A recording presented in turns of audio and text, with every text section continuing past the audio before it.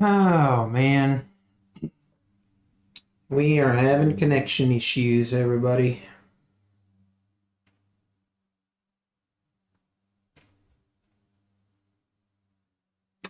Unfortunate.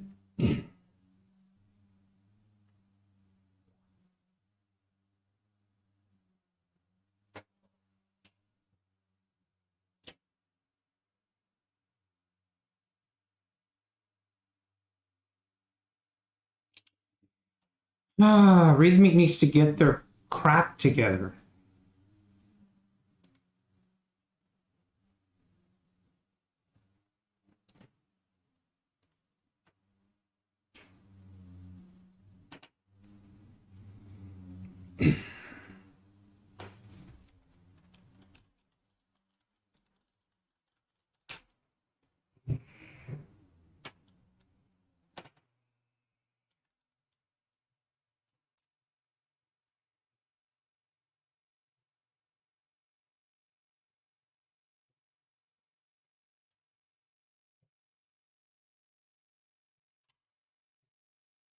Unfortunate.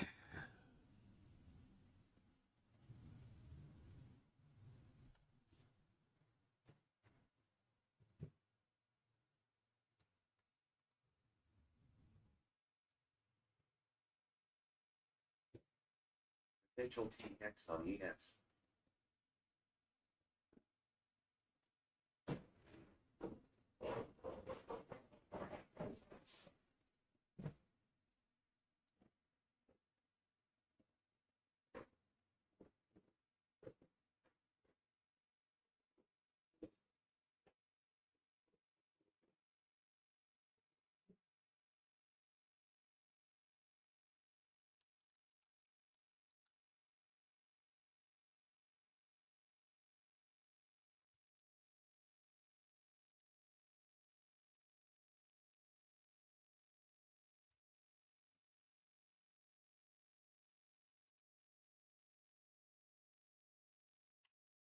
Hey, good morning, everyone. Unfortunately,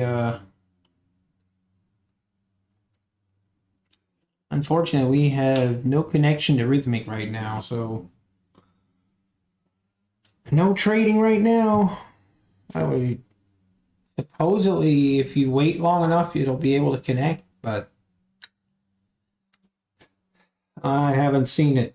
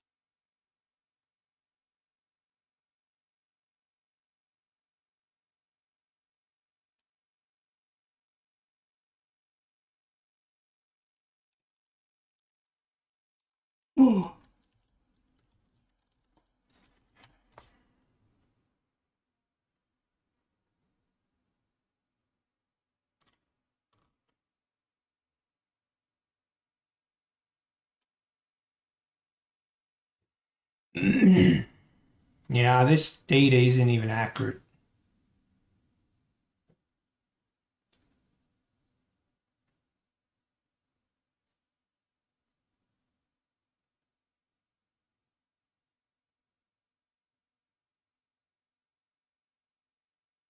Very disturbing. Hey, Martin. Yeah, so I when I came on first thing this morning, um, I just traded on my sim account, or not my sim account, my parent account, just to test, because I heard that there were some connection issues with Rhythmic. So I was just testing and it was really slow. And I made the mistake of disconnecting and trying to connect again, so don't do that. I disconnected and I tried to connect again and now it won't even connect. So even though it's slow, don't disconnect. Hey, no futures. Good morning. How we doing?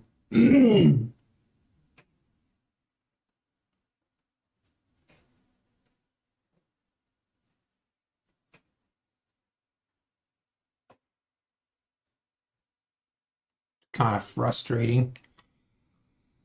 Hopefully I'll get it resolved soon.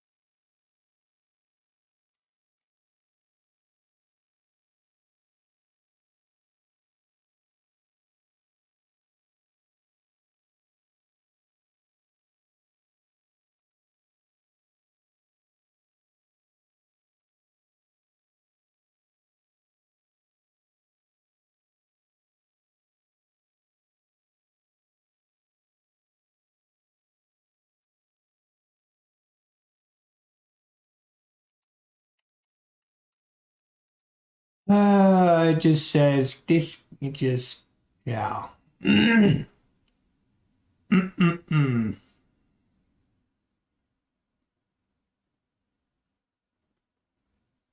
Hey, easy trading.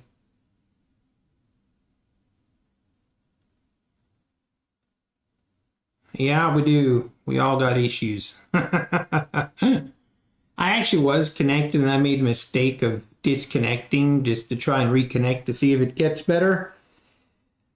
But yeah, even if I was connected, I wouldn't trust to try and trade in this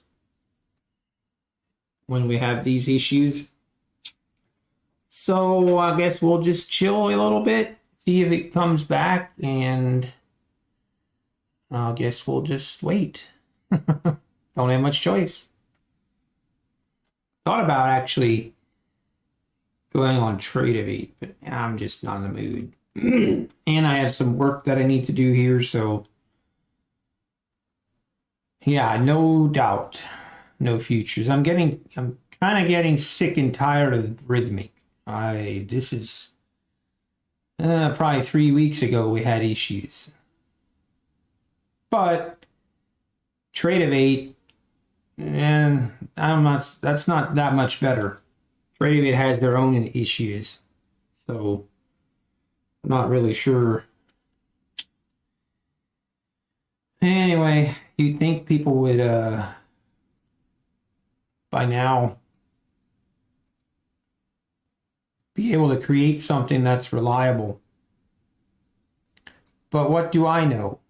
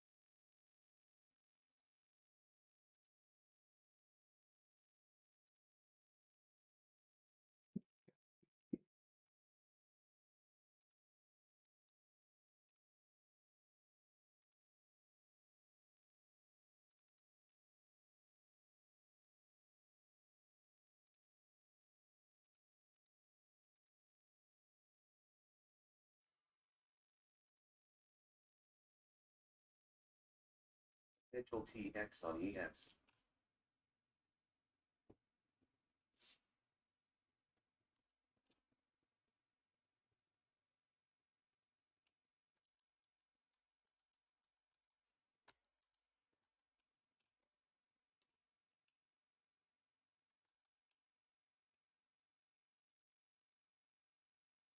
Wrap orders with exhaustion box on ES.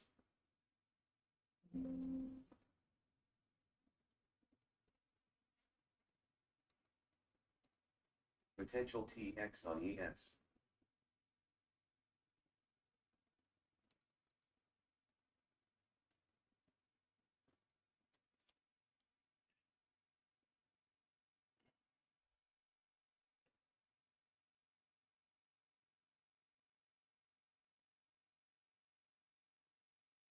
So many people complaining.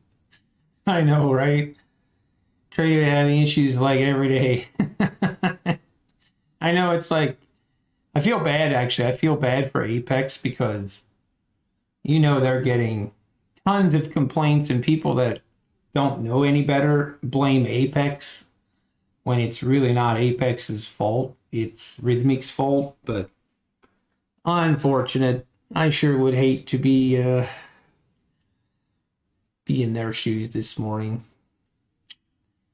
But anyway, we will just chill.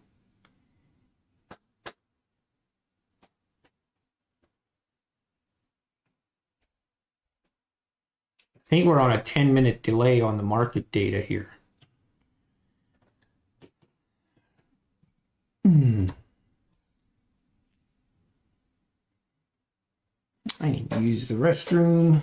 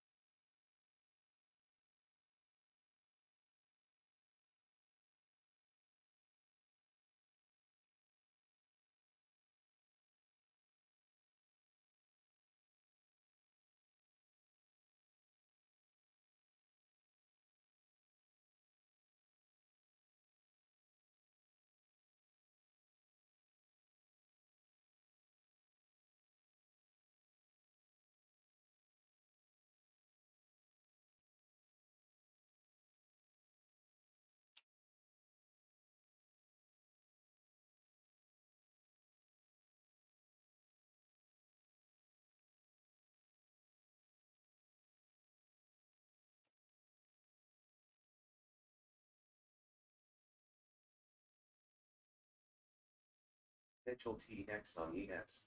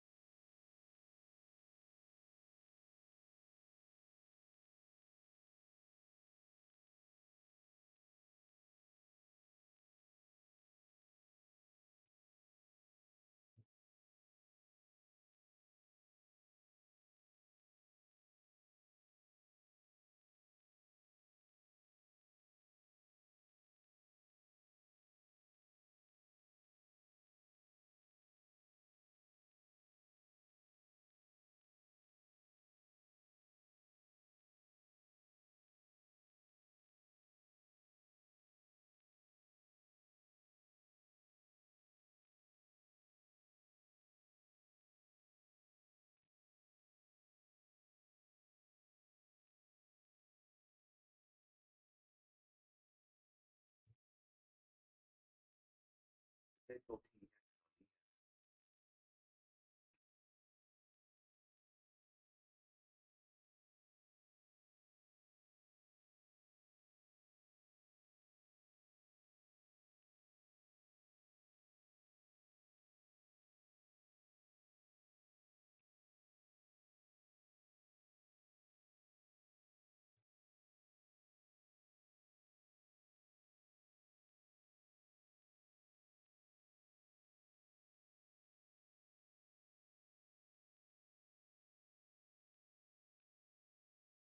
Potential elevator on ES.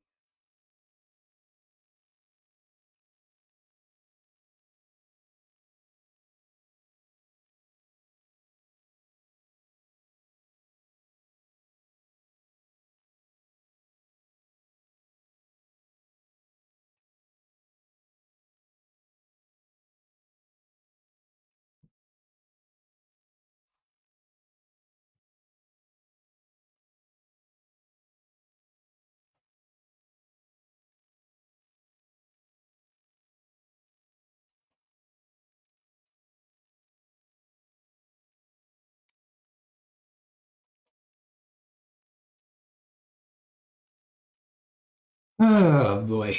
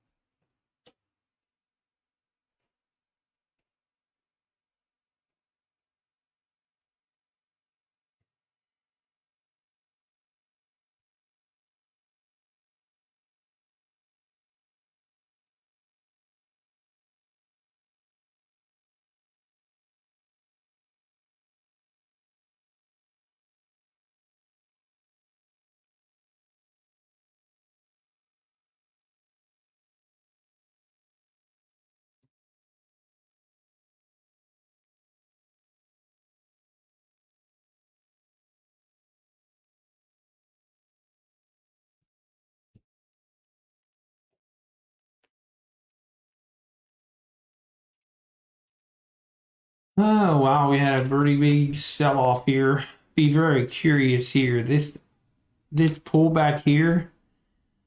I mean, this was right at the open, so I wouldn't have taken this trade, but this trade, I might have taken this one. So let's hope I would have gotten stopped out. Let's hope this bar, this candle closes above. Because that would mean these connection issues saved me a loss. It looks like looks right now like I would have gotten stopped out, but we'll never know.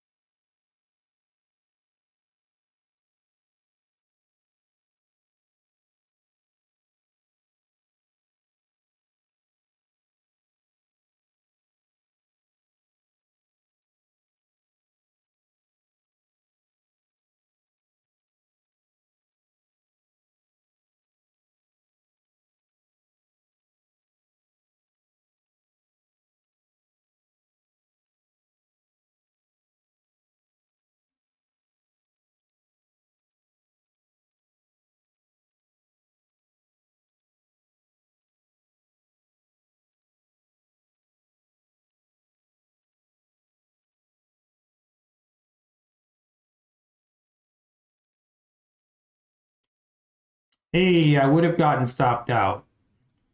Let's go. I'm going to take that as a win. I'm going to send a thank you card to Rhythmic.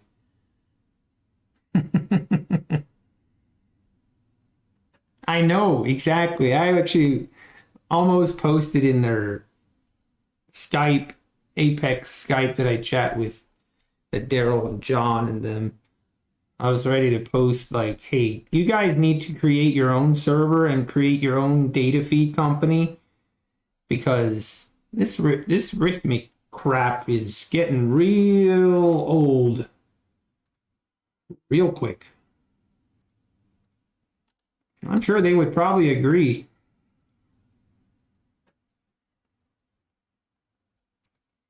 The kind of money that they're raking in, they actually should do that.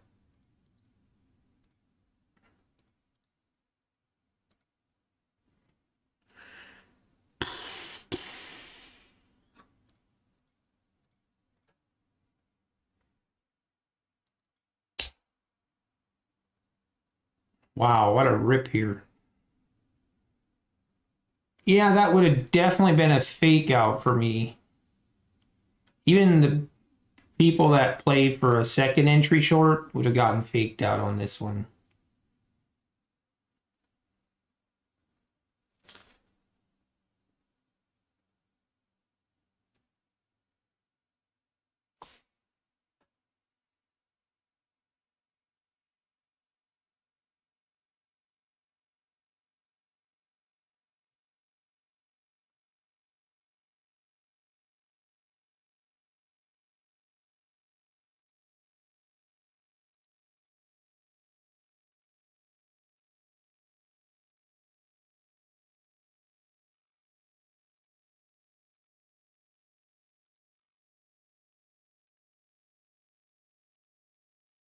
Wonder, I feel bad for Aqua because I think he got all his accounts funded yesterday. He's probably looking forward to trading those funded accounts today. Now Rhythmic is having issues. But there's always tomorrow. There's always another day. The market will be here for a long time.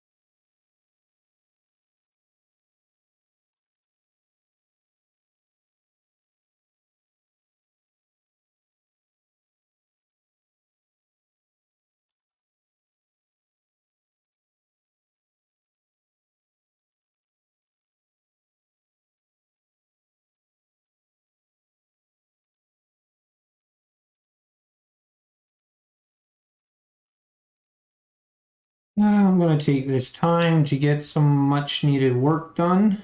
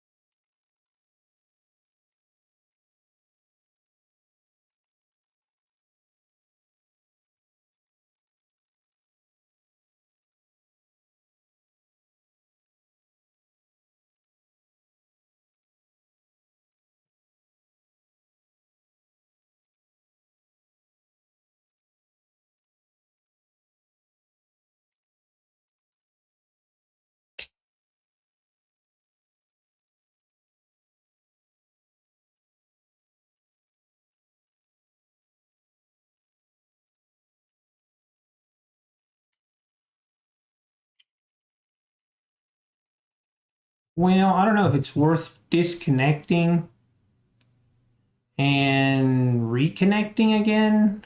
I guess it's worth a try. This does suck. I agree. It's a Debbie Downer. That's what it is. Rhythmic being a Debbie Downer. Feels bad.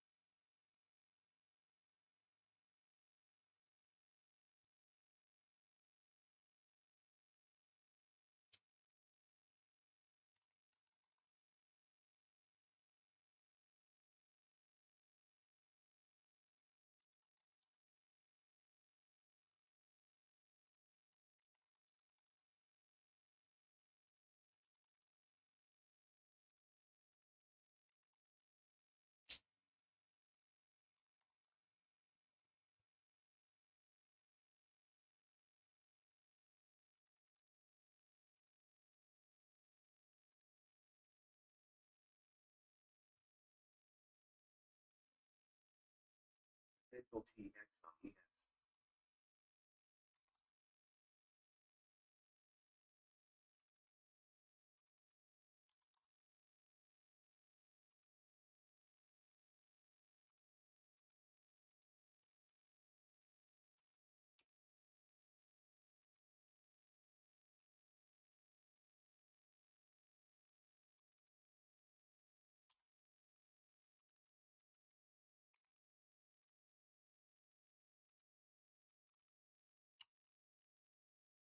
Wow, what a move. So far, I would not have missed anything. Apex server problem? Not necessarily, no. Really? Other prop firms, Rhythmic is okay?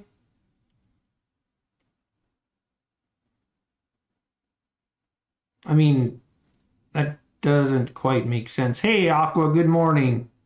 How goes the trading? Well, it don't go. It just don't go at all because I can't connect to Apex. Or I can't connect to Rhythmic.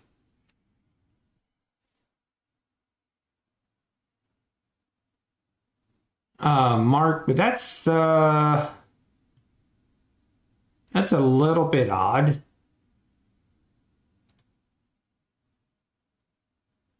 Let me chat with some people to see if that's true.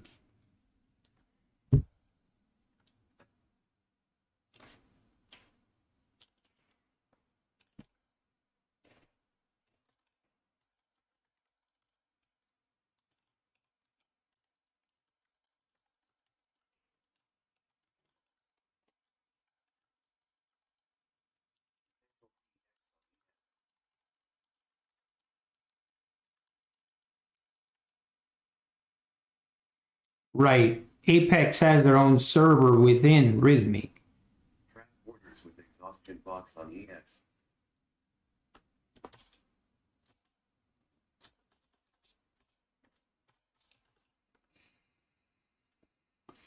But I guess it's an issue then with, I mean, yeah, I see what you mean. But Apex, it's out of Apex's hands. It's Rhythmic Rhythmic has the server for Apex. And if it's only affecting that server, then yeah, I know like Apex switched over, or Apex got Rhythmic to have their own, they have their own dedicated server, but obviously, and the reason that they did that was to help and avoid these outages. Exactly, Speed. Maybe we should like play Tetris or something this morning. Oh man. By the way, Aqua, I don't know if you saw my message last night on Patrick Wheeland. Ah, man, I tell you what. So he posts the video that it was a live trade. Well, it wasn't. Well, I mean, it's kind of a misrepresentation, or like, I guess not what I would consider a live trade. A live trade is when you are live and you make a trade. Like, that's a live trade.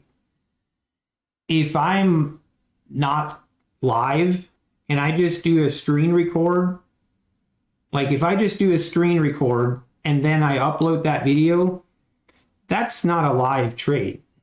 But anyway, Aqua, so I saw your message. But anyway, I went back and looked because I was a little bit surprised, because I was like, when I was watching his video, you'll notice first he didn't include the timeline, but you could still see someone asked in his comments if this trade was in the morning. And he said, no, it was in the afternoon. So I went back on his live feed and he was live all day. But in the afternoon, he just had his book map up. That's it. Nothing else. And that trade that he recorded, he did not take live. Like, he didn't show it live on the stream. It was all afternoon. It was nothing but the book map. So anyway, I commented and I just asked him if this was a trade that he took live. Because no, I commented and said that I went back on his live stream and I was looking through his afternoon stream and I didn't see this trade, and I just had a question mark of, I think I mentioned, like, did I just miss it, or was this not on the live stream? And he deleted my comment. Yeah, just that's the shady stuff that I'm just so not a fan of. Or ask yourself this, like, would he have posted that if it would have been a losing trade? Like, it's so easy to do a screen record, have two different accounts, go long on one and go short on the other one, and then just upload the one that won. And I don't know, just seems very sus. Especially when like he goes through and just deletes the comments of everything that is asking about when this trade was taken and why it wasn't on his live stream. And then his title of the video is live trade. And it really isn't. But I don't know, whatever. It is what it is.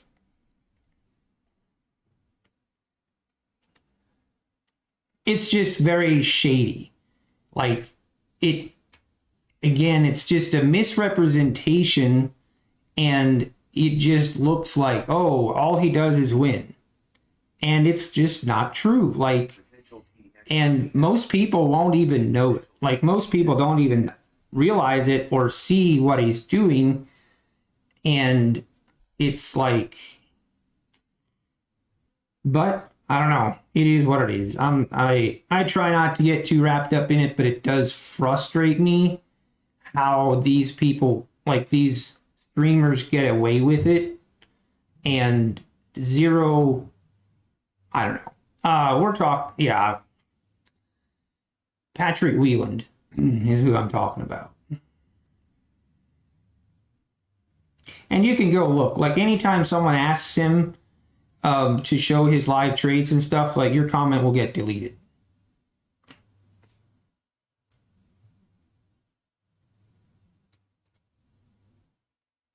But hey, it's his channel. He can run it like he wants. He doesn't force anyone to follow him. So, I don't know. It just seems very shady. If you watch him for any amount of time and really and objectively watch him and how he calls, I guess, how he magically is always in a trade once a 15-point move has already happened. Just makes you wonder. Potential TX on ES. Potential double TX on ES. Trap orders with exhaustion box on ES. But man, I'm glad I'm not trading this, to be honest. There's a lot of chop here. So far, I'm not upset that the connection isn't working, but I'm going to disconnect.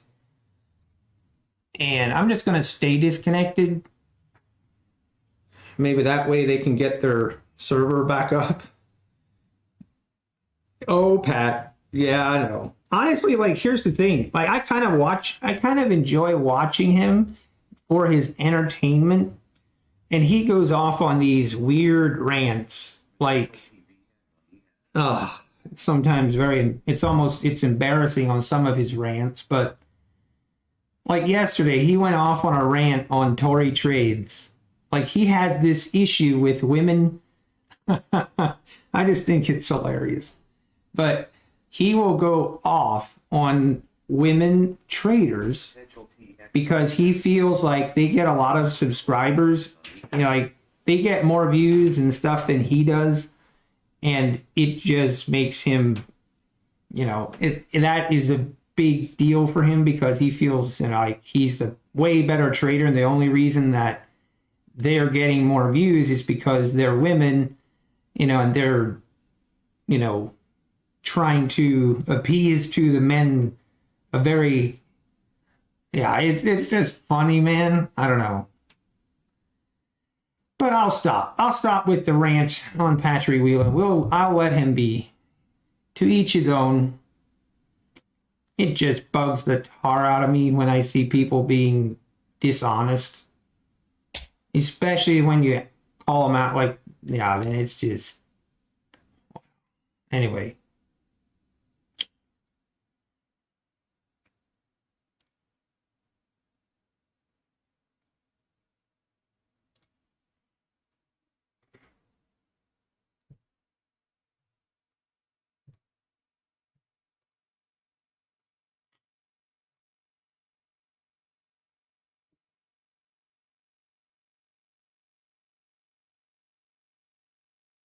Yeah, exactly, Martin.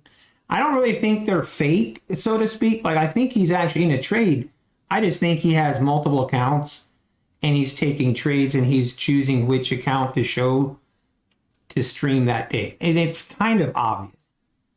Like, if you really look at, so anytime that he actually shows an entry and exit, like when he actually shows a video with an entry and exit, it is almost 100% always a pre-recorded video and then uploaded to YouTube. It's not a actual live trade. On his live stream, he will never show his entries. He'll show his exits sometimes, but he will almost always, the first that you'll hear that he's in a trade, he'll already be entered the trade, 10 minutes ago, and he's already up 10, 15 points.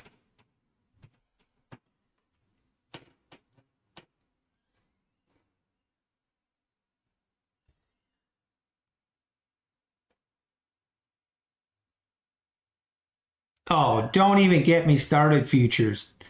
Don't even, you know what? We have all day. We can go on a rant today and talk about YouTubers that are fake. At one point, I actually was thinking about creating a YouTube channel and just for the purpose of calling out these fake traders. But I just didn't want to deal with the headache. Didn't want to deal with the headache of that. But free from it all. Okay, you want to know another channel that's so fake it's actually absurd? Okay, let me just find him.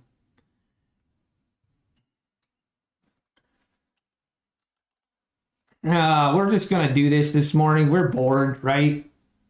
So just bear with me here.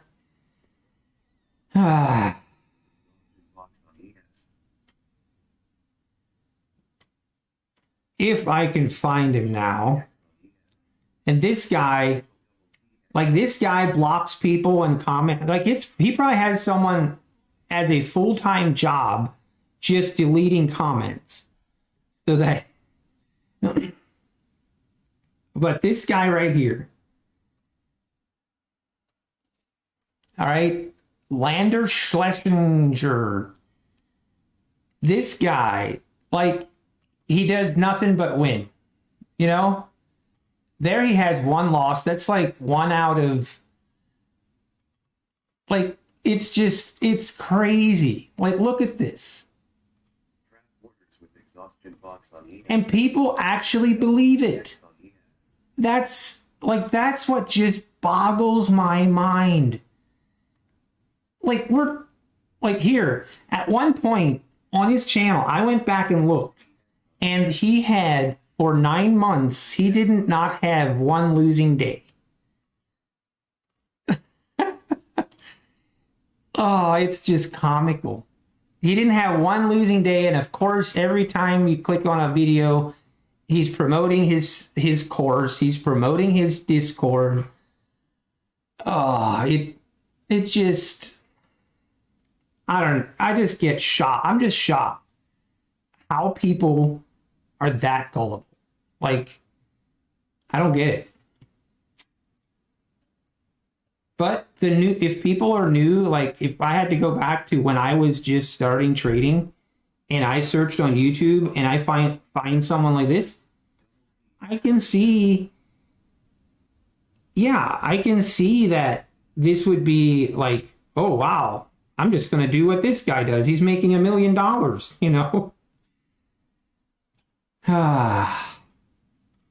He's making, it's just sad. It's sad because he's making all his money by selling these fake courses and ripping people off. Just gets me worked up, man. You want to get me worked up? Rhythmic is working? Shut up. See, I disconnected. Now it's working, and it must have been me. I was dragging the whole system down. Come on, work. I was actually, well, we'll give it some time. Sometimes it just takes a while to connect, but we'll give it some time.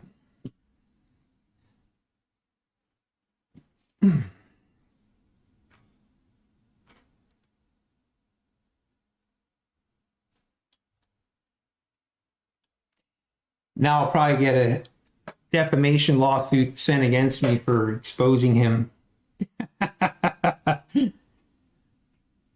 They're creative. I know. I agree. They are definitely creative. And it's like, okay, here's the thing that's easy to do.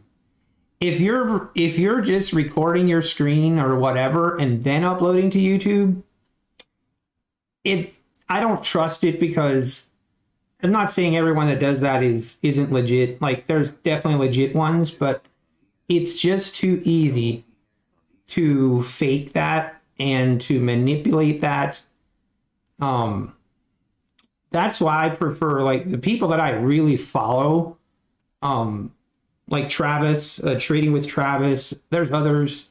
Who else do I follow? Man, I follow quite a bit, but Moo Trades I follow. Like, those people that trade live and show their entries and exits. Like, to me, if you do that, that's really, really difficult to fake that. I don't really know how that would be possible. But then, yeah, you have people like Patrick Whelan that trade live, but it's very deceptive how they do it.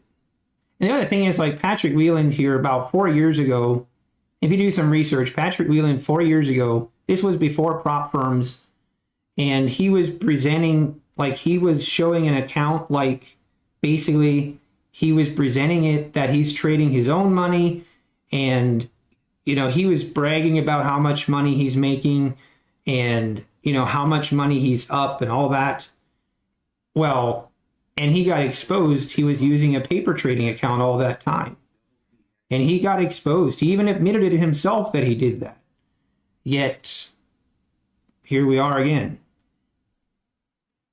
Yeah, same with like Matt.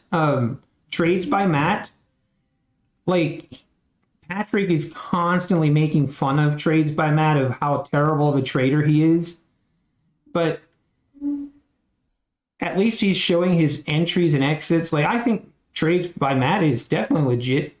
I mean, he's showing when he's entering and exiting, and or I would call that he would be transparent. Now, is he a good trader? I'm not.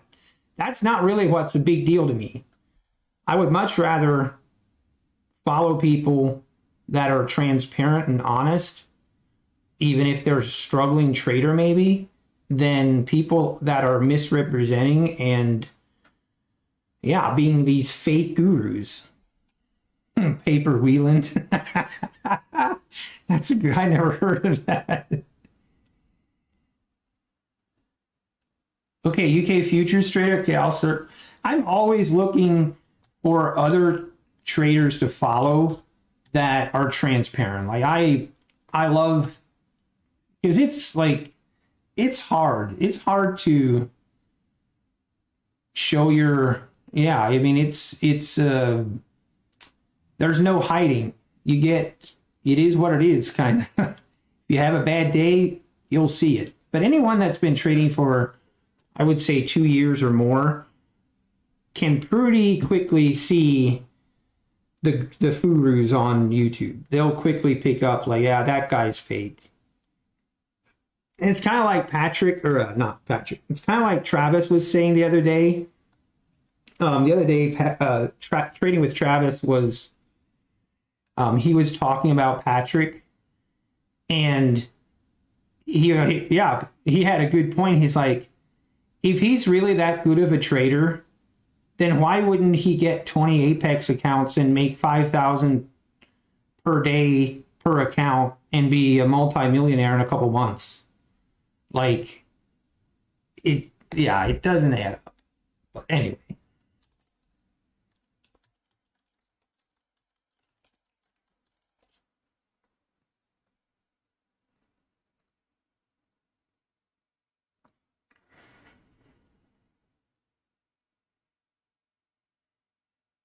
UK futures trader. Yeah, I like that.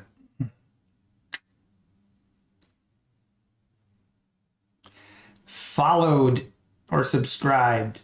I'm always looking for good.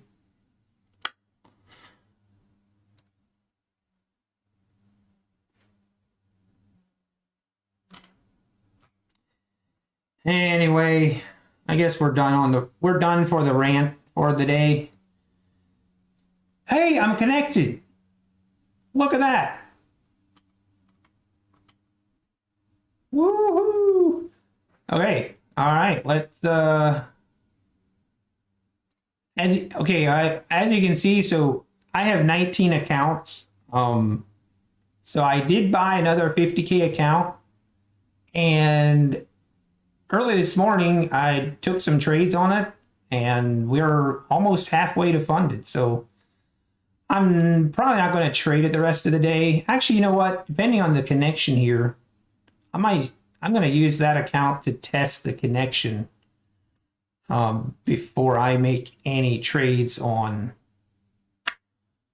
my real accounts.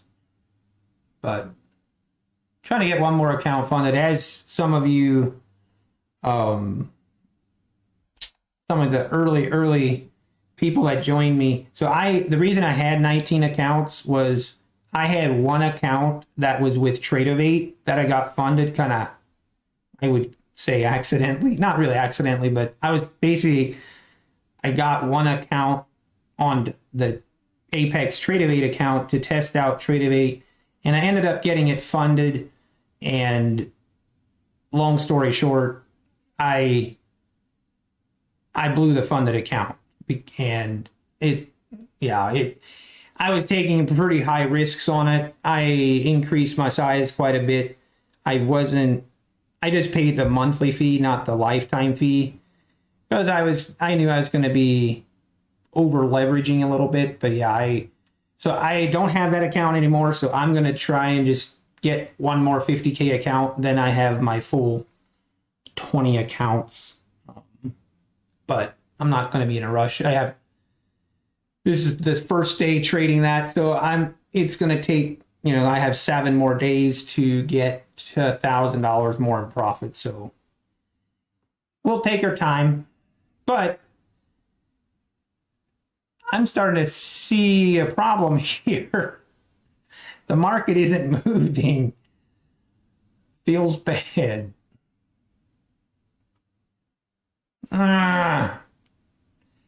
Like here, my chart. Can I just reload my chart?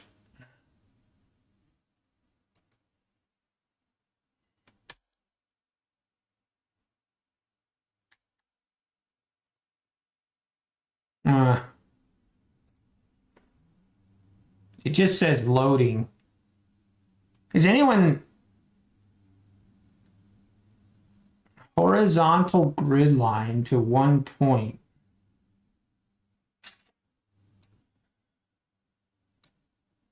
I'm not sure. I think it's just, mine is just scaled. But you can see here the price is 41.24, but my chart price is just stuck here at 41.23.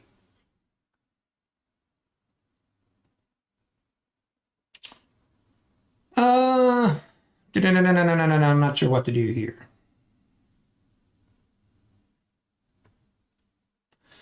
I'm hesitant to disconnect here.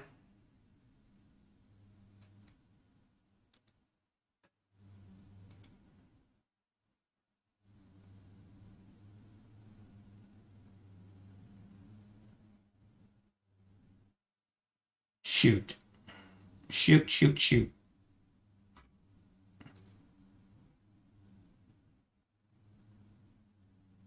Well, is anyone else connected to Rhythmic right now and actually getting a data feed?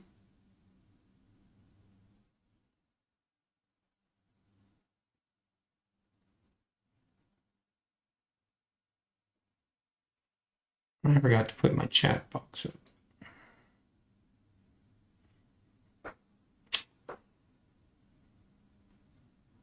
Maybe it's my internet.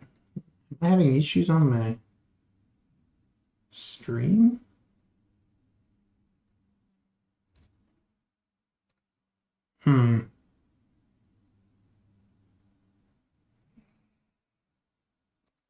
But are you seeing the price move? Because I'm just stuck here and I'm afraid to disconnect.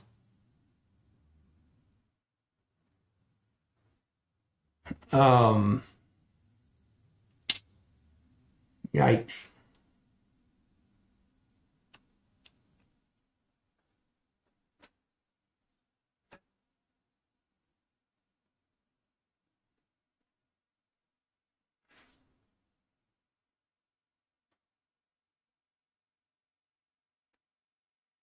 Oh, I see.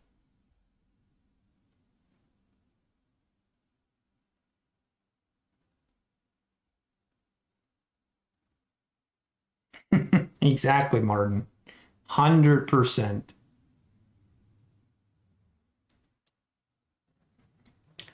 And that's why I'm way more interested in learning from other more experienced traders about psychology and the mental part of trading than I am about any strategy or indicators or anything like that. Like I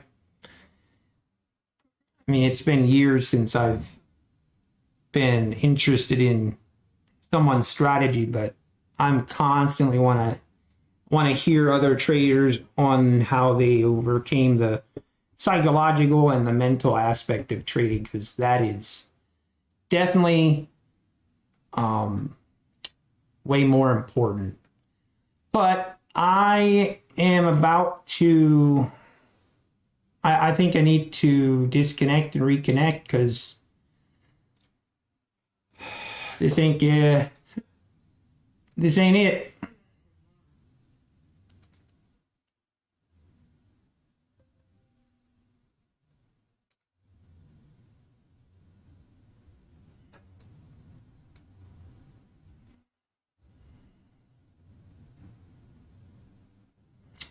Okay, now.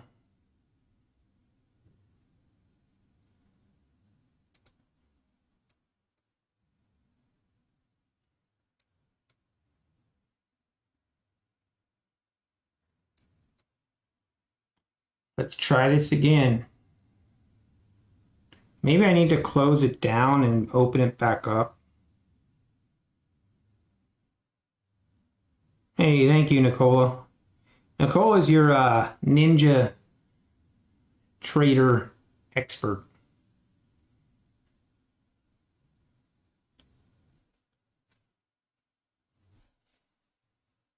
Well, let's just give it some time.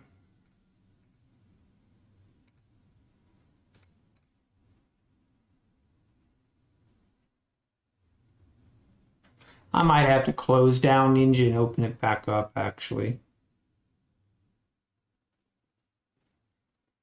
How are you doing this morning, Nicola?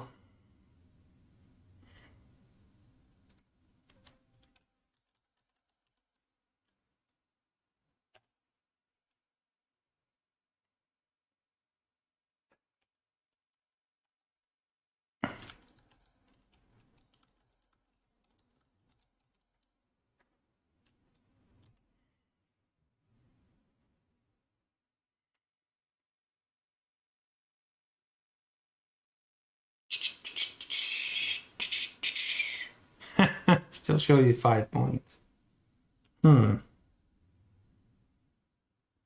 Hey, I'm doing fine. Well, yeah, I'm fine. I wish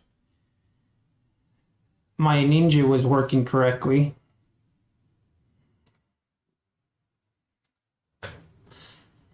Let's try and reload.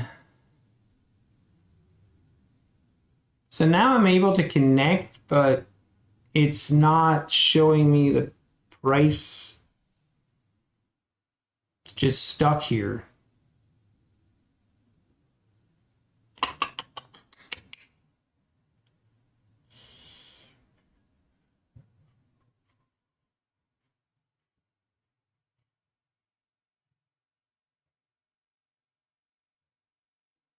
Well, all right, I'm going to shut it down and open it back up.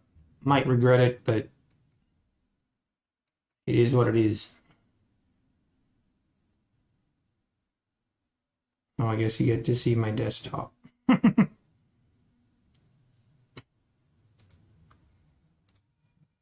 Okay, now let's do this.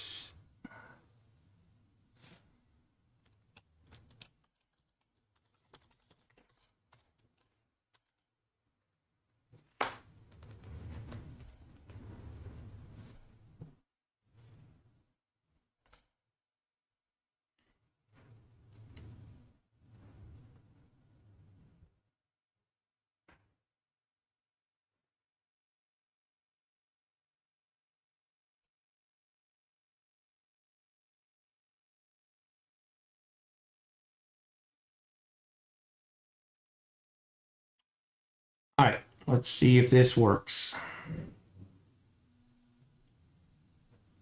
Did anyone's account reset from yesterday? Are you talking about an evaluation account, Ethan?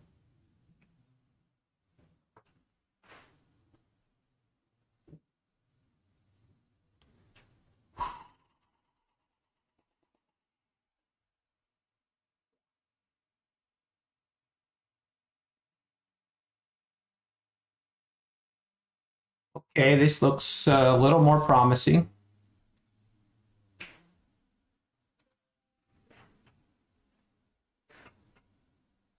This definitely looks more promising.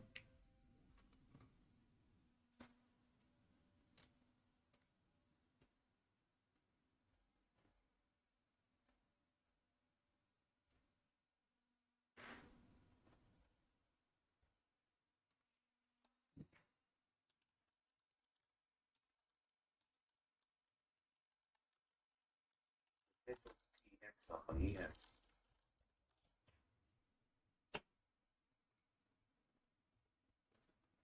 All right, this always takes a while for me to load all my charts and all my data.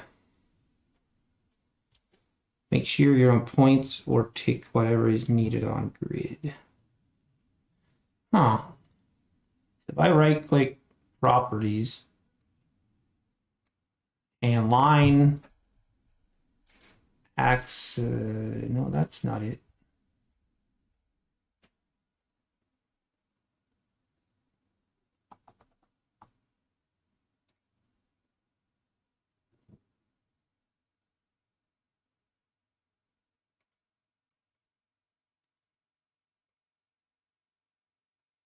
Here.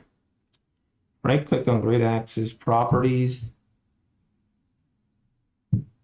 Okay, so this should be set to fixed, and then the horizontal should be fixed, and then points, and then 1.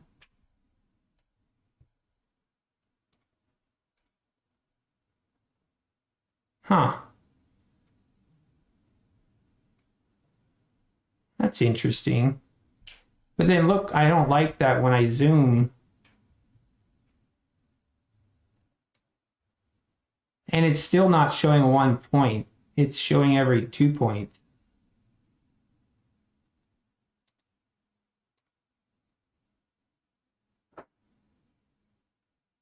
Why is it there a max and a min?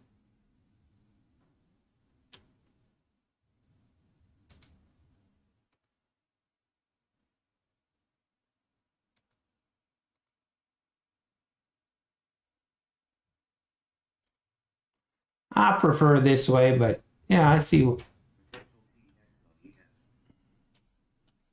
right, I believe we have actual live data, and maybe we should test this, see if we're actually good to go. As I was saying, I'm trading this one account as an eval account. I can have one more funded account, so might as well work my way to it. Let's maybe we'll use that. Oh no. Of course, now my trade copier is all messed up after this. Give me a second while I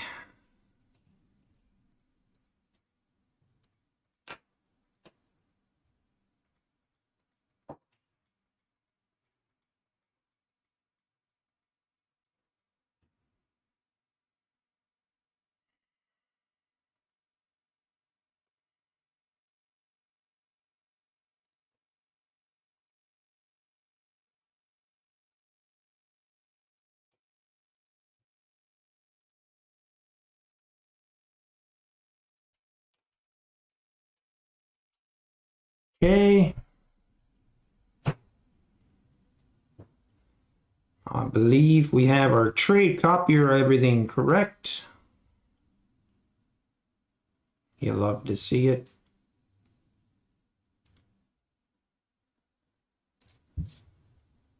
Save our workspace.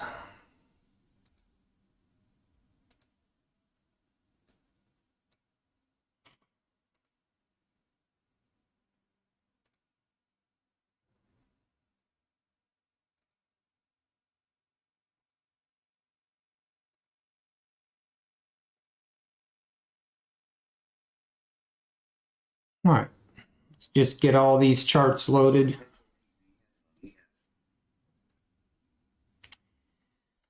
We have to reload every chart and get all the historical data and blah, blah, blah.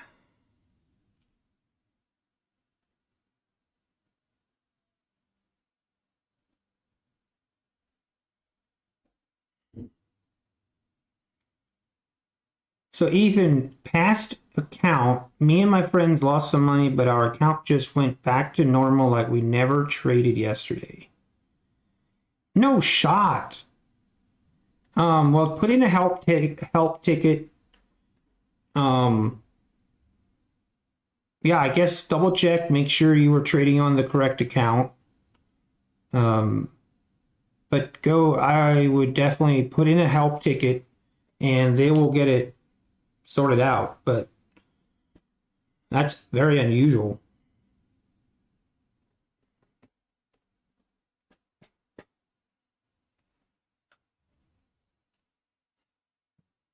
Oh, shoot.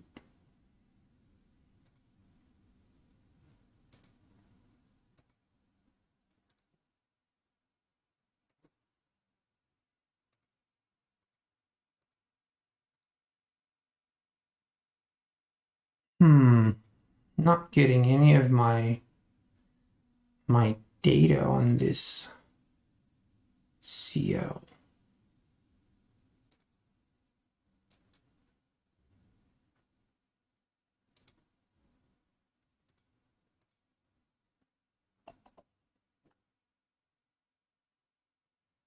Interesting.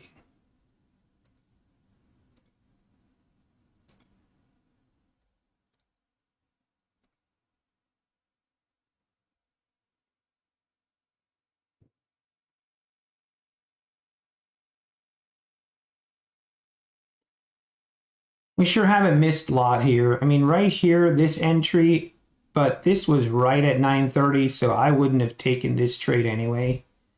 But that was really the only good entry of the day. This entry right here would have actually been an entry, and I would have gotten faked out.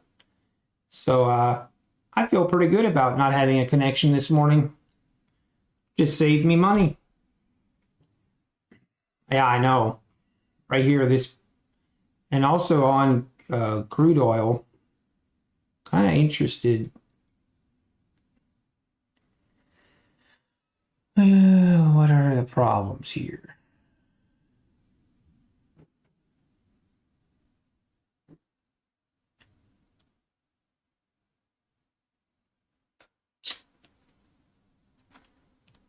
All right.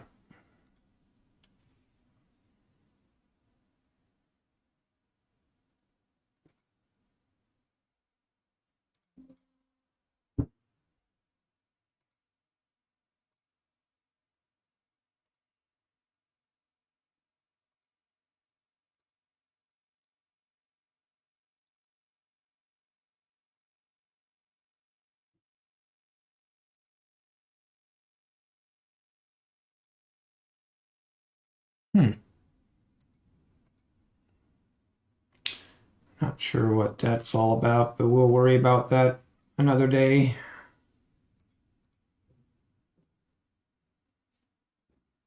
Very weird. What is going on here?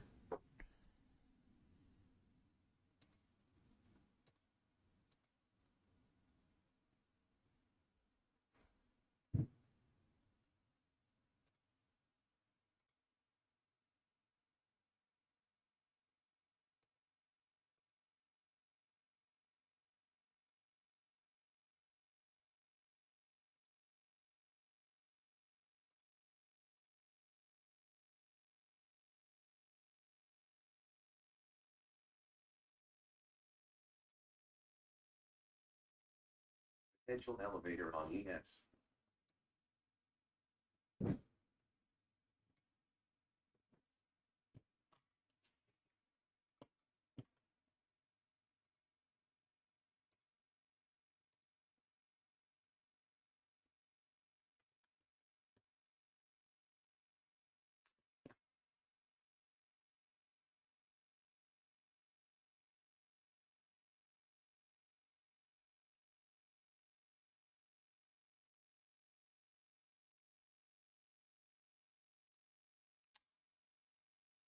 Sorry, I'm trying to figure out what's going on with my charts here.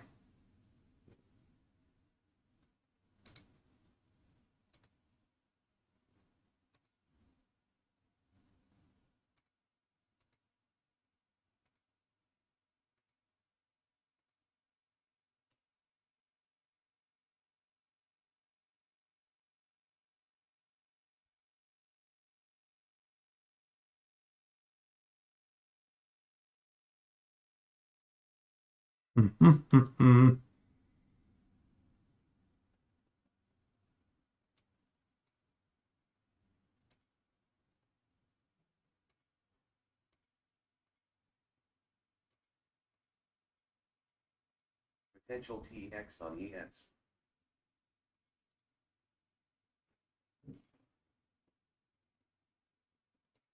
Potential TBS on ES.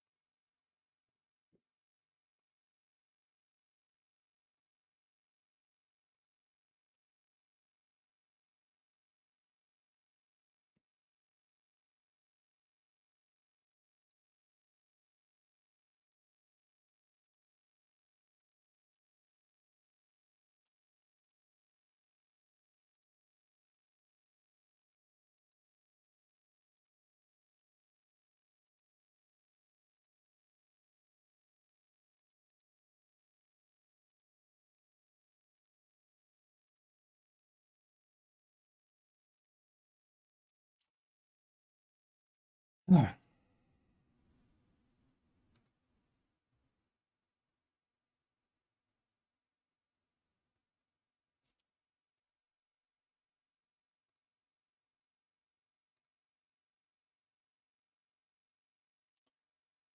Sorry, I'm just going through and getting all my charts correct.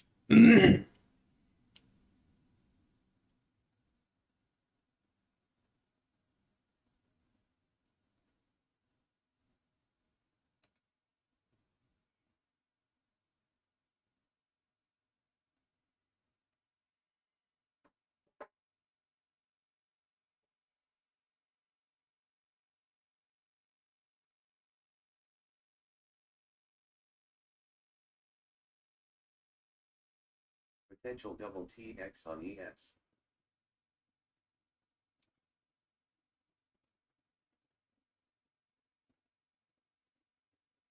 All right, that's better.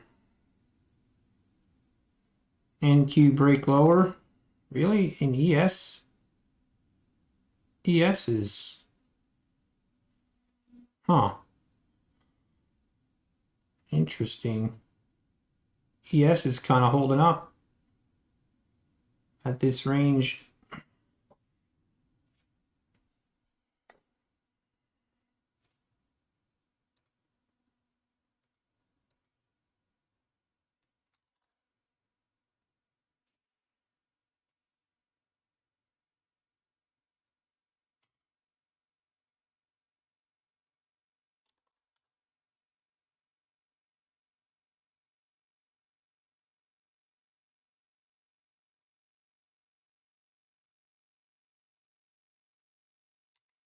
Trap orders with exhaustion box on ES.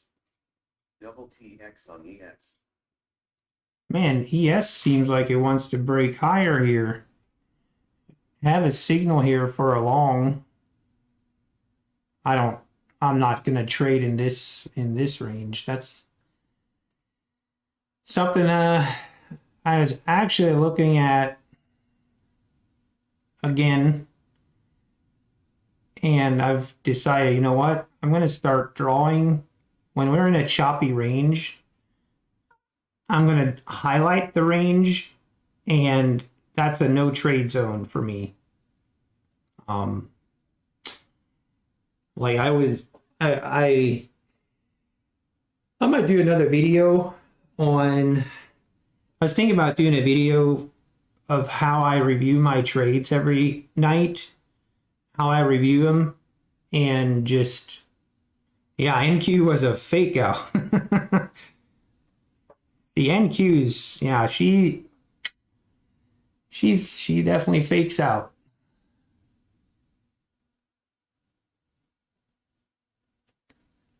But I like yeah, it's so helpful honestly, like these live streams and going back and watching my trades, and just watching me and how I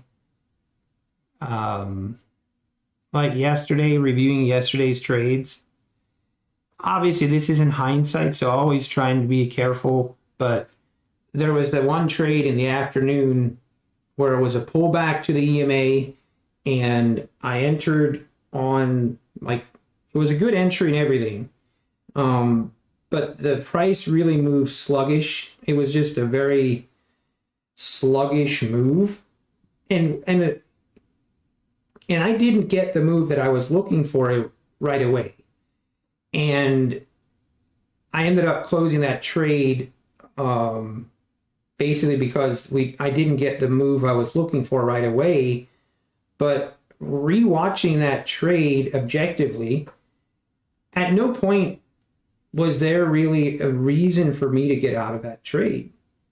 Like we kept bouncing right off the EMA. We bounced right off the 21 EMA, and yeah, there was no solid, sound reason for me to get out of that trade other than I was just, I basically was scared of taking a loss is really what it came down to. So stuff like that, it's interesting to rewatch and take notes. Potential TX on ES. But yeah, I definitely, looking back at yesterday, that was the one trade that I was not happy with. I should have just held on. I should have just kept my stop at the EMA. And as long as we don't break that EMA, break that upward trend structure, there was really no reason for me to get out of that trade. And I should have just let it run. And it would have been like a 15 or 10 point runner. So it's stuff like that. It's stuff like that add up over the long haul. And when setups like that are in your favor and you cut them short and then you miss out on these long runners, that really affects your performance. So I don't know. I enjoy going back and being objective and looking at my trades and, okay, right here I should have done better. Right here I could improve, and it just helps the next time I'm in a trade because I have that information now and I'm like, okay, I want to be patient, and as long as we're not breaking structure or anything like that, we're going to stay in this trade and just have faith. And yeah, next time I might get stopped out, but if I review that trade, then I would still consider that a good trade even if I get stopped out versus getting out way too early. Like on TradeZella, I can give all of my trades like a 1-star or a 5-star. And like yesterday, even though that trade was basically a break-even trade, like that I gave it 2 stars because yeah, I got out too early, and it didn't have a good reason to get out. So you live and learn every day. Every day there's learning opportunities. It's just a matter of if we're willing to see them and use them as a learning opportunity. But we kind of broke out of this channel, but I'm going to put the channel up to like here. I think that's fair.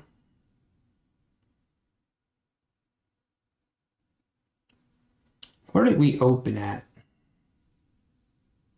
We open right here. I know some people trade, what is it called? The 15-minute opening range, like the 15-minute range or something like that.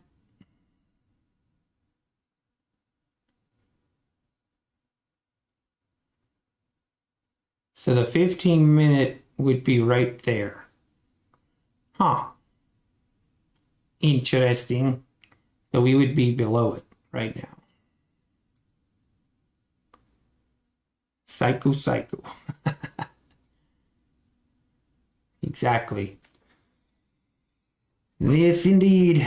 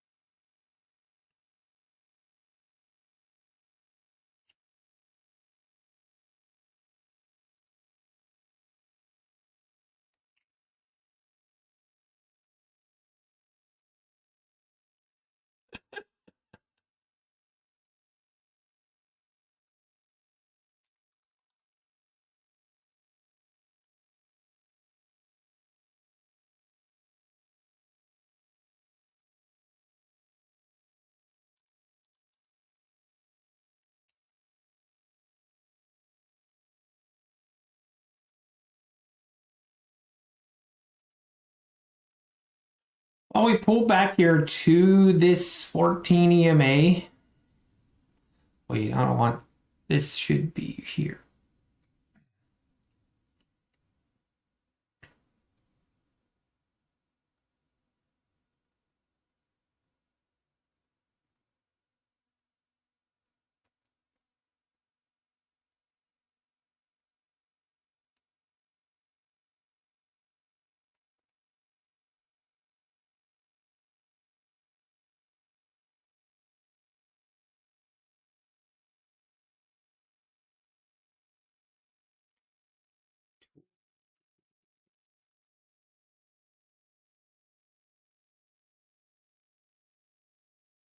Hmm, hmm, hmm. Now I'm having issues on my connecting to my server where I used to save my drawings. What is going on today? This ain't cool, man.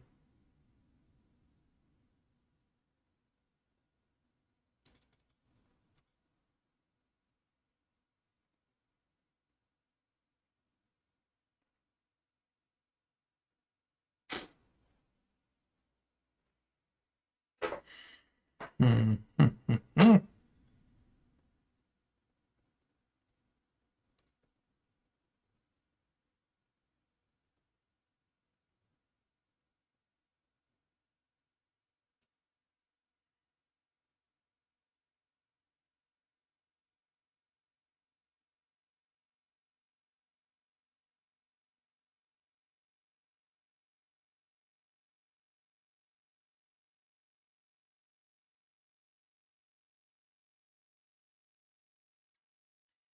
Nice. I mean, this is a nice bounce off of this 14 EMA. Be attempting. Okay, before we do anything, I want to switch to my evaluation account, my one evaluation account, and I'm just going to enter actually here. Okay, that was quick.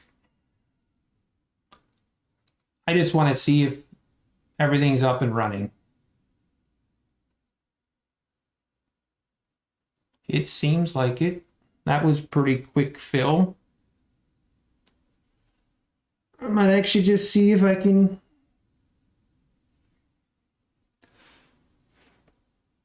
get a push here, maybe. I'll take a little more profit on this account.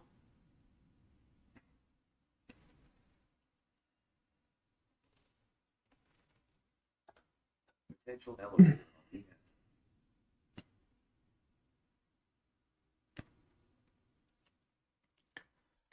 Just see what she gives me.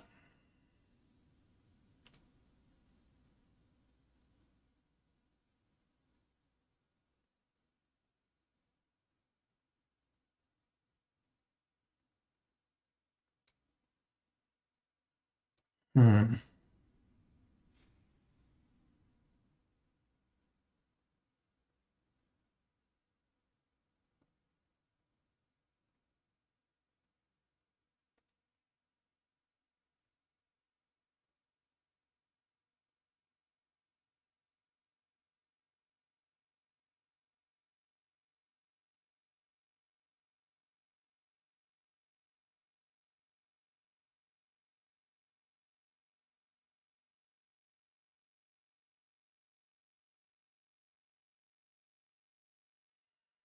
And there we go. Keep pushing higher.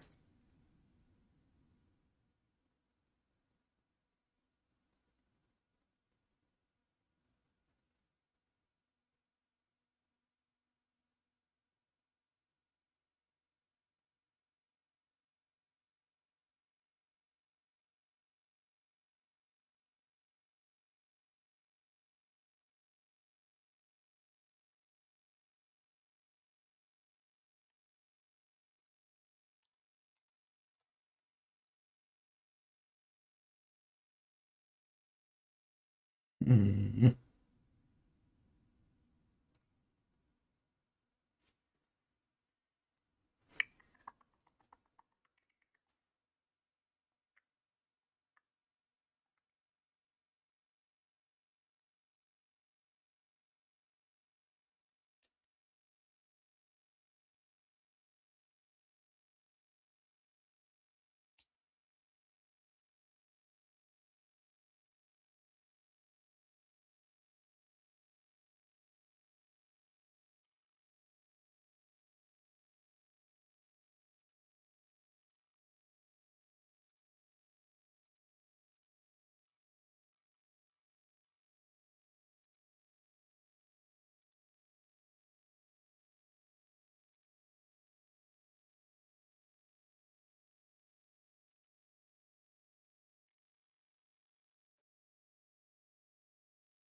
Well, might get out of this one.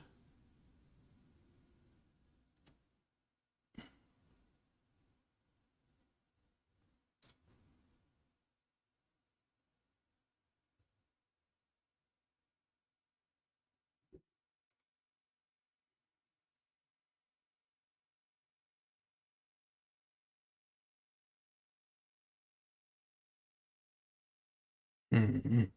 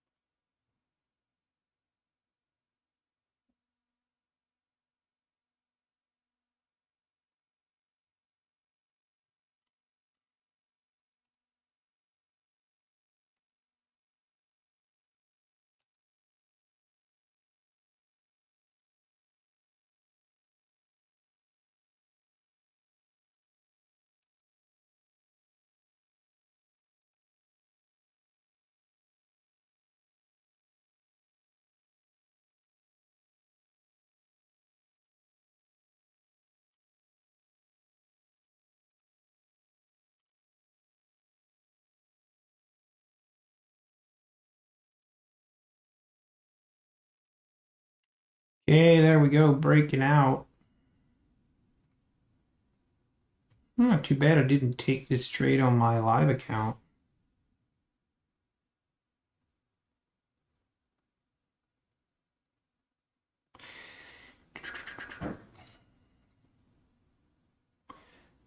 Your stops are too close. Dare lose money. Have a good structure.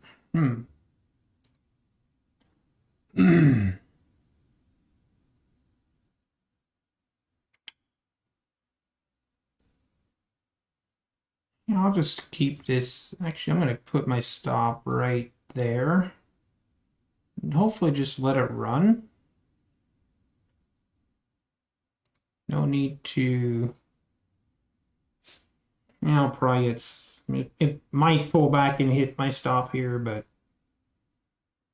I could move my stop to break even just to try and give it a little more room, but yeah, if it breaks below this structure here, then we could easily make a pull back into this lower range.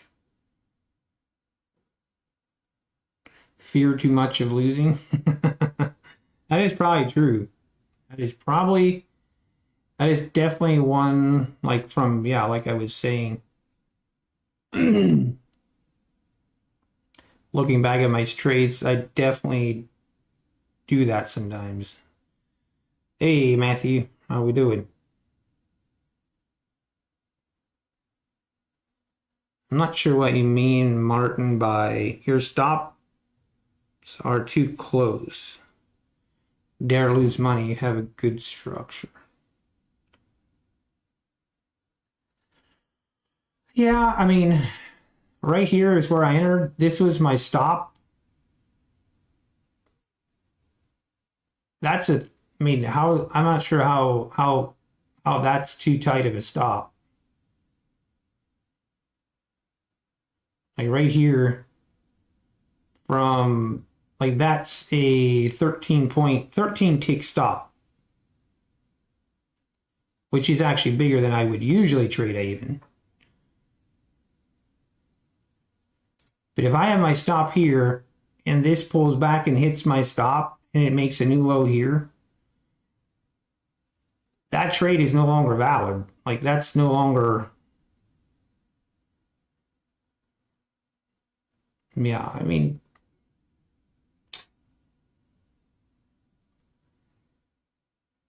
or okay, let me ask you this, Martin. Where would you put your stop? If you enter right here, where would you put your stop?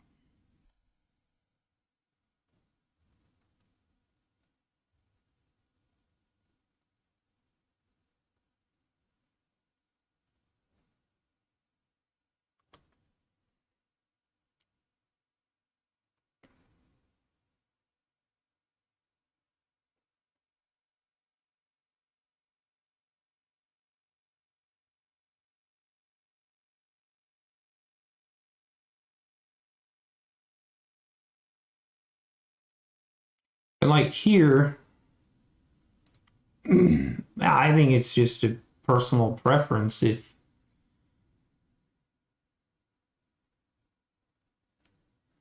I just can't, or I can't see a reason, like, or where, like, below here, having a stop down here. I mean, I guess if you trade that way, that's fine. I'm just saying that's way too much, way too big of a stop loss. And I don't really see another area that would make sense to have your stop loss. Potential TX. But I mean, it obviously depends what kind of trader you are. But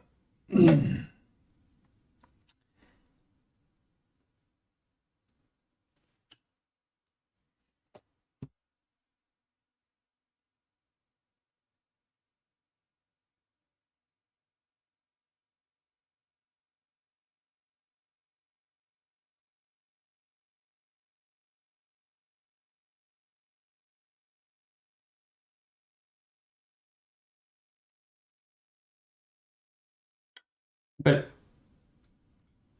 yeah, I'm not. I'm genuinely curious because I closed the trade close below the 20 EMA.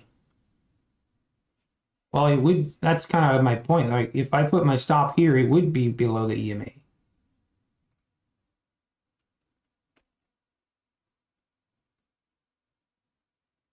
So you trade without a stop?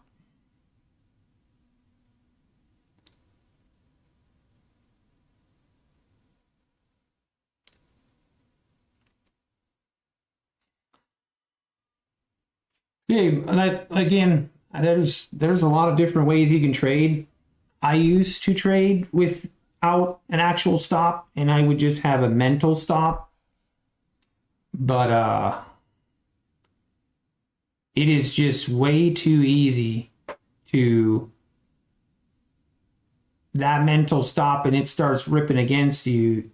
I just don't like that because I would much prefer to have a hard stop, and that it's just less that I panic out or all of a sudden you're in a losing trade and holy ow.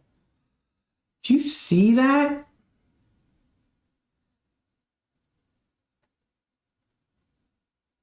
Okay, we're gonna have a little session here. We are gonna have a little session here.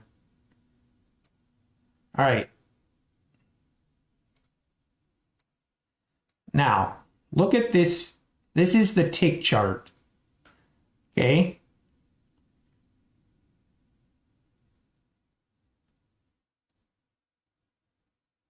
You don't want to fix your mind on the stop. No, hey, to each of them. If you can do that, that more power to you. But I couldn't. That is not me. That is not how I trade. And I'm not about to change. So here, okay, this is what I want to show and have a talk. So this is the bar, and this side represents the sellers, okay? And on this side represents the sellers.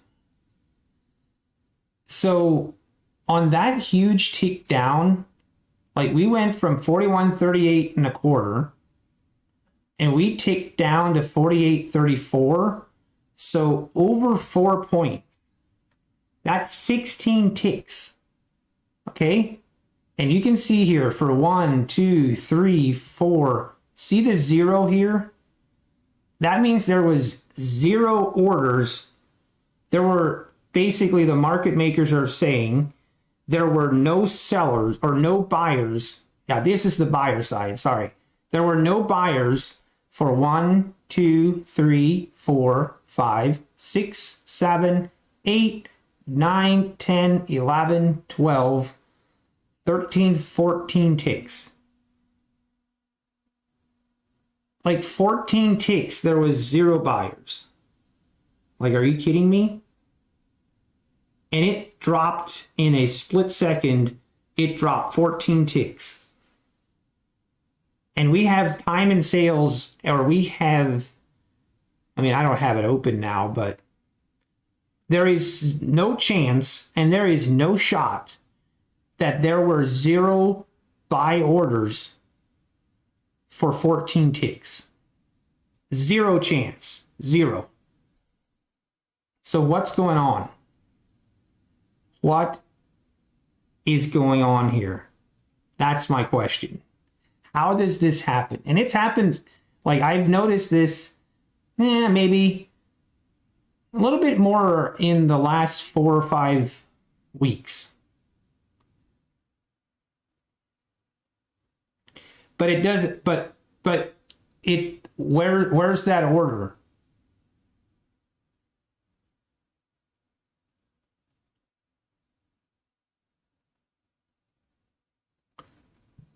But that doesn't make sense. So you're saying there were no buyers for 14 ticks. None. If we go back on a market replay, we go back and open our level 2, and we wouldn't see 1 buy order.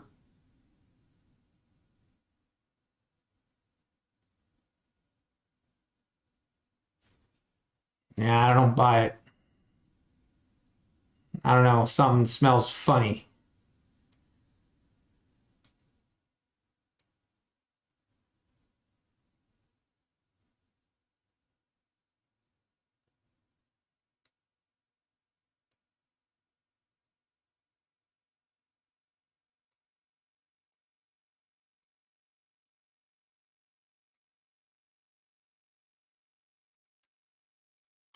Anyway, whatever.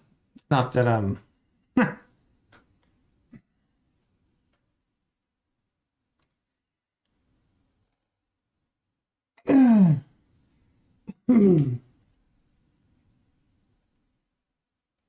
Yeah, maybe. Yeah, it just seems sus. Anyway, I think, yeah, but anyway, we basically just wanted to test the Rhythmic connection, and I think we're good. Rhythmic connection seems fine. So I think we are good to go.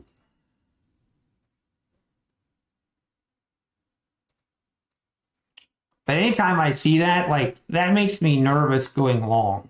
Like seeing a spike in that much selling, like a 4-point just drop. Yeah, I'm at 1 more K. Yep, 1K to go, and I still need to trade that for 7 days as well. So I don't know. I'm not in a hurry. I'll probably wait, trade it again a little bit tomorrow. Just kind of take little bits and pieces each day. Yeah, I'm planning to pass it. Like I was saying earlier, I can have 1 more account. I can have one more account, then I have the full 20, then I can't have any more than that.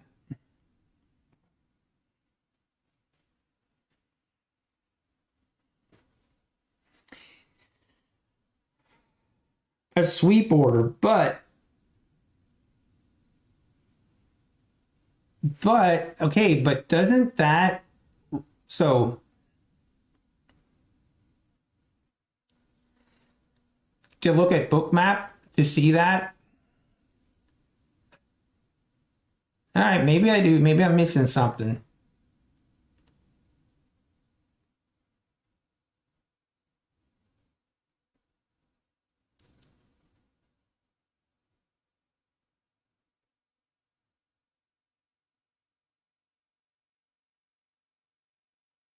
But anyway.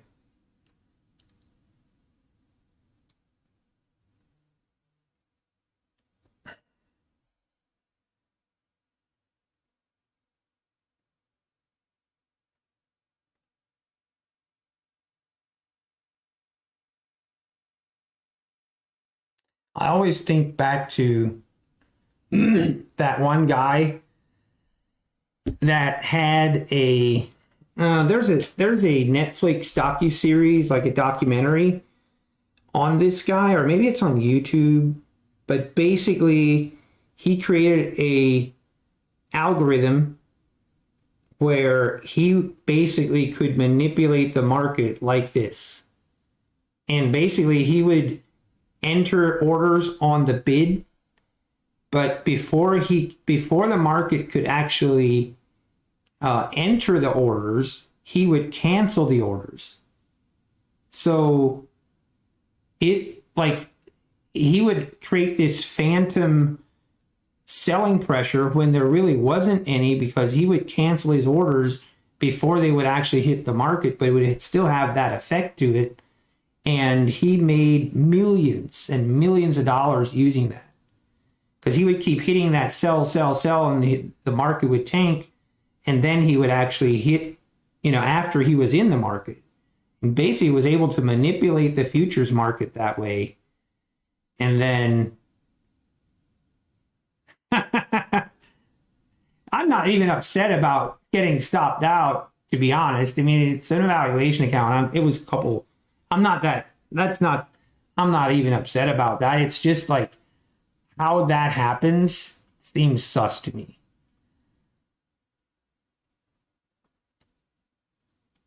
Yeah, he was from another country, and he's actually he is actually what caused the flash crash. I forget what year it was, but he created the flash crash with his algo. And again, he figured out a way to enter on the bid side and put massive amounts of orders on the bid side, but before they actually executed, he was able to cancel them, but the market still moved because of it. It's a very interesting documentary if you haven't seen it. I can't remember what the name of that documentary is, but so it is definitely possible for the market to be manipulated. Now, I'm sure they've put stuff in place before. Now, vendors or I don't know. I don't remember. I'll try and find it.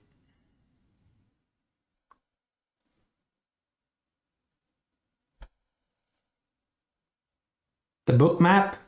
Oh, you can buy it. If you just Google it, it'll come up. Yeah, in the UK. Yes, that does sound right, Johnny. That does sound right. All right.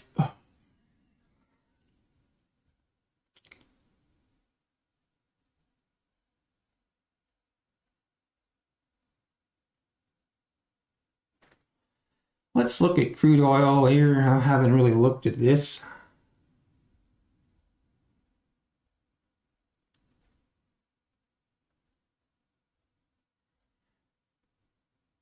Yeah, that sounds right, Johnny. That sounds right. But this guy was just living in right? He was just living in a regular community, very low profile, under the radar.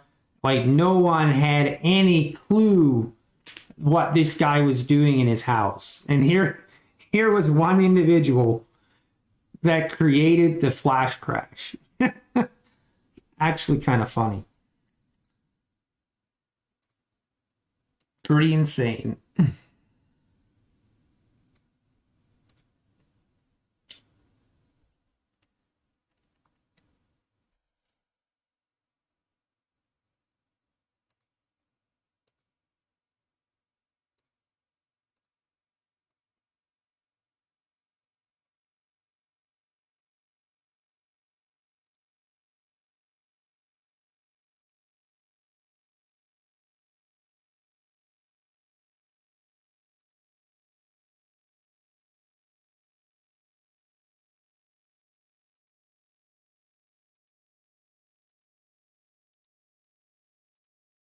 Trap orders with exhaustion box on ES.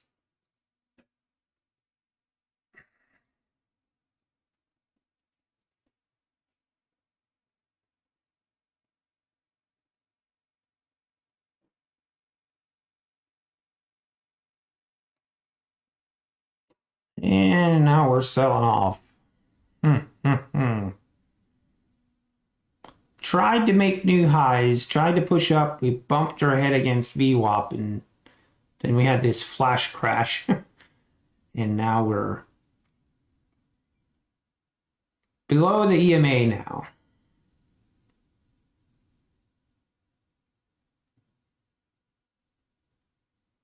Oh, very cool, Johnny.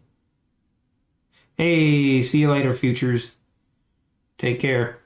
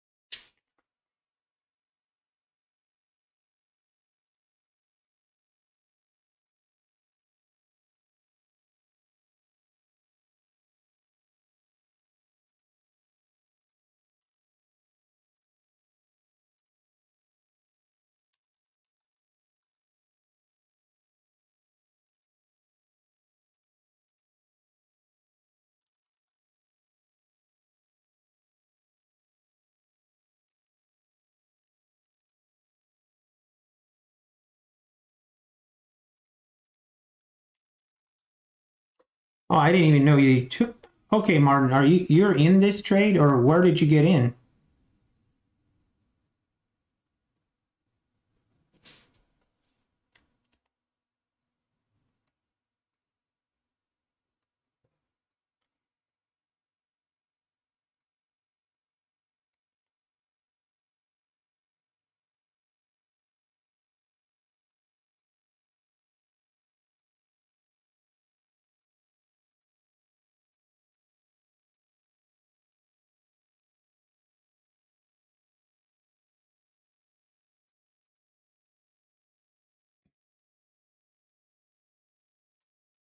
Yeah, I mean, good for you. That's just 134. Got it. Hey, good for you. I mean, like you said, like the fear of losing. Like there's a difference between the fear of losing and having different risk management than what you have. Like not everyone's going to have the same risk management that you have. So if someone has a different stop loss than you, doesn't mean that there's a right or wrong. There's just a different risk management strategy. And if you're okay with, having a lot bigger risk, then that's totally fine. For me, I don't like having more like my stop loss, I don't like having more than 12 ticks. Like 11, 12 ticks is about the max stop loss that I will have. And basically that it helps with pinpointing the entries and not I don't know. I feel like once I am negative 12 ticks, then it's a bad trade. And for me anyway, I have like I was wrong. Because honestly, I mean, if you enter a trade and you hold it long enough, yeah, you might end up being right. You know, it'll eventually, maybe it'll turn and go your direction, but that mentality will get a lot of accounts blown because eventually it might work 10 times in a row, but it just needs to not work one time. And that's what I fear, or that's why I just don't. I don't like having those big stop losses. Unless I have like one micro, you know, where it's obviously that makes a big difference.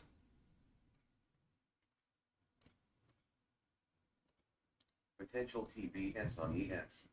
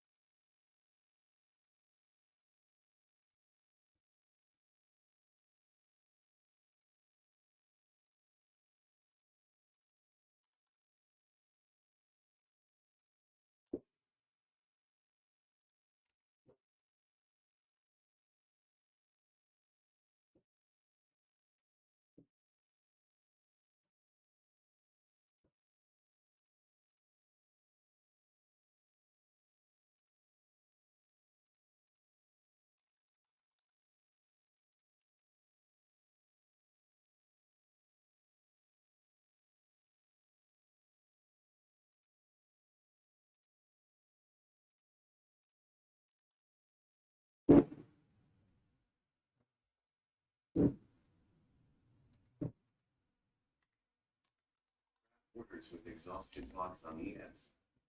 Double TX on ES. Yeah, we're just chopping in this range now on ES.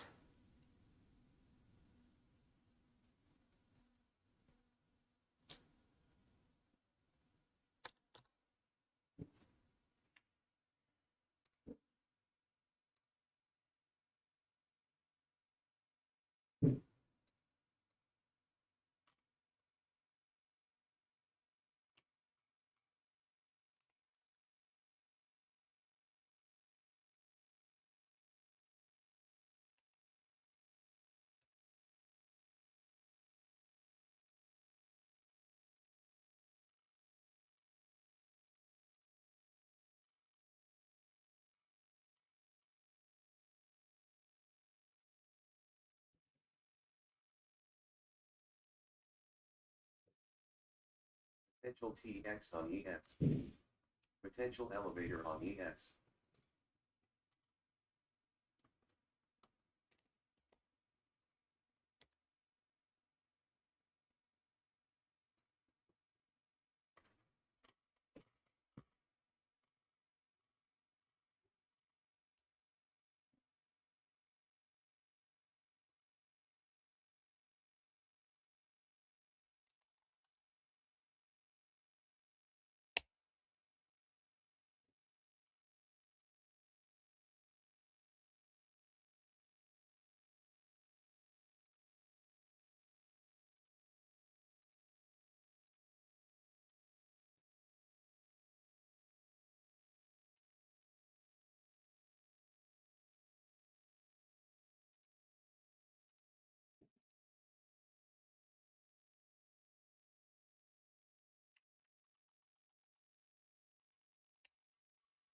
Orders with exhaustion box on ES. And we're just going up and down, up and down. Which way are we gonna break? I mean, I would say we're probably gonna break to the upside. Just with the trend and how this is held up.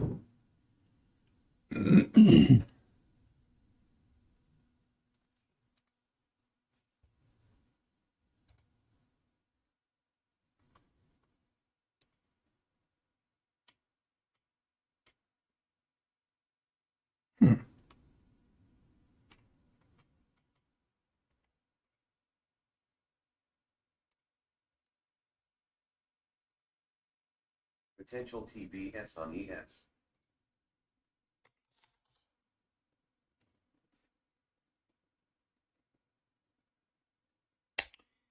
Aqua, so I filled mine out. I think you can't fill it out like I guess I don't think there's like a set time you have to fill it. Obviously, you have to fill it out before before payout. But I filled mine out like a month ago, where I just set up my deal account and set up all the information and just got everything set and ready to roll.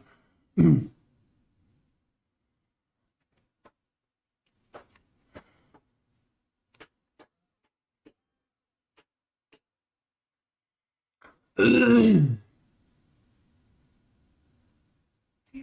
on ES.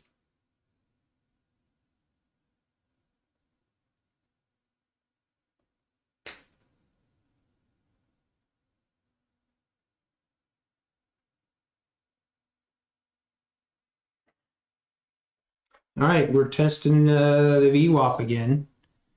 Here we go. There we go. New highs. Very nice.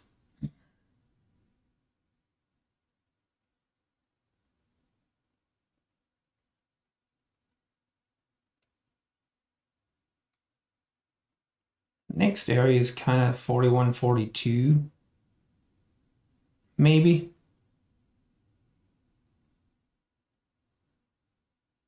Yes, exactly, Aqua. Yep. Once you sign that, you should get notification that the accounts are ready to roll. And then you are ready to rumble.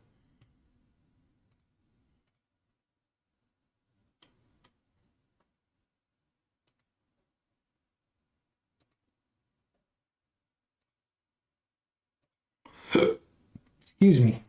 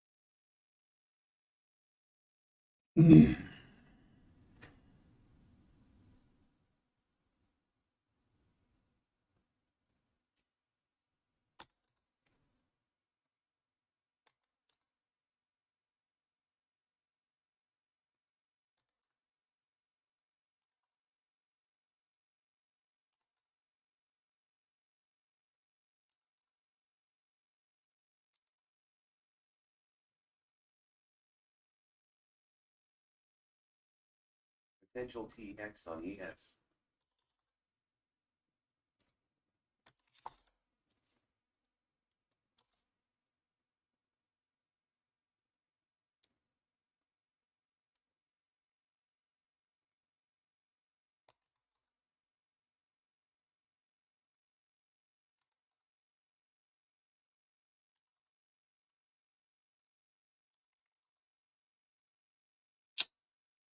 All right, what's going to happen here? Well, this is like this move. If we pull back,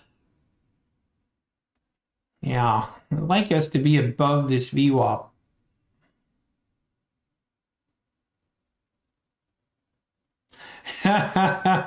Aqua, hey, I hear you.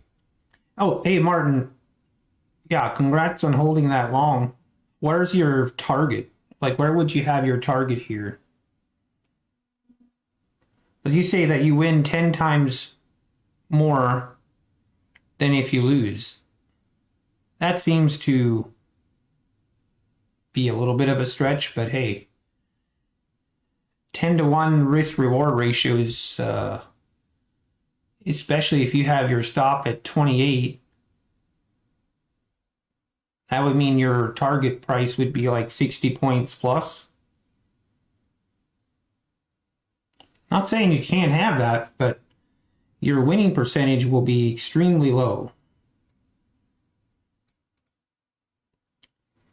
But to each his own.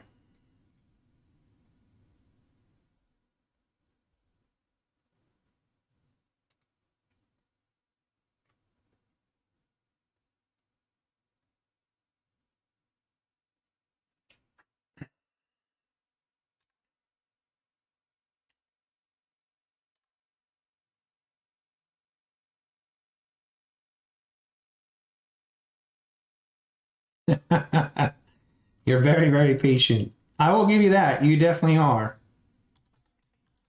Are you using prop firms? Or how are you just using your own personal funding? Because I find it like that, the trailing drawdown would be an issue. And that's probably where that's why I don't trade like that. I'm not saying it can't work. There's definitely people that do that, but not me. Or that's more almost of a swing trading mentality than a day trading mentality, if you have that large of a target. But where do you have your target set for this trade? Curious.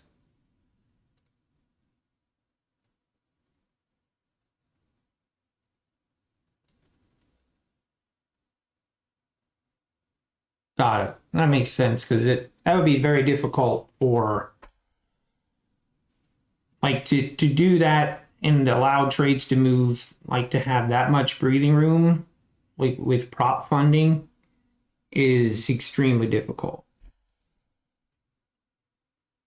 with the trailing drawdowns.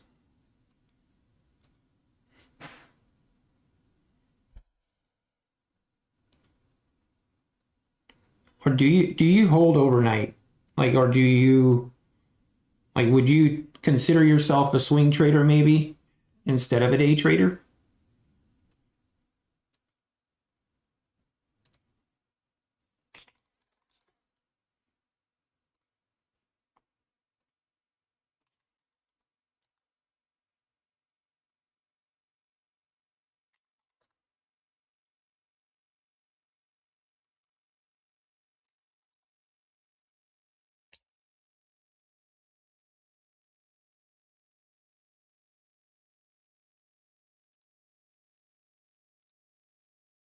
Orders with exhaustion box on ES.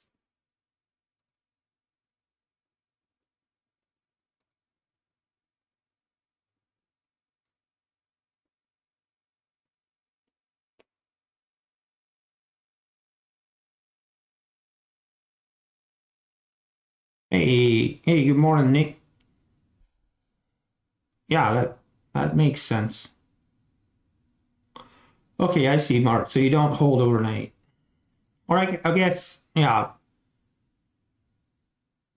How do you find move, or I guess, yeah, what would your typical target price be in relation to, obviously it depends, I'm sure.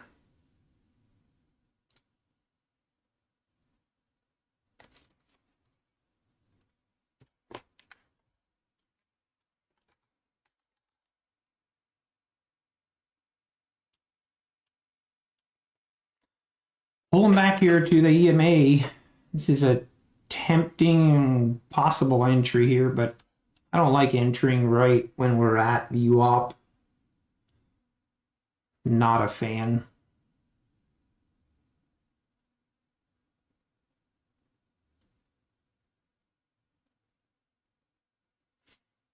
Got it. Okay, and that makes sense, Martin. Yeah, that's what I was curious. Maybe it said something earlier. I hadn't seen where your take. Oh, now I see it. Sorry. I'm I can't see really good in this eye, and I'm blind in the other one. I did not see your previous 159 that you posted.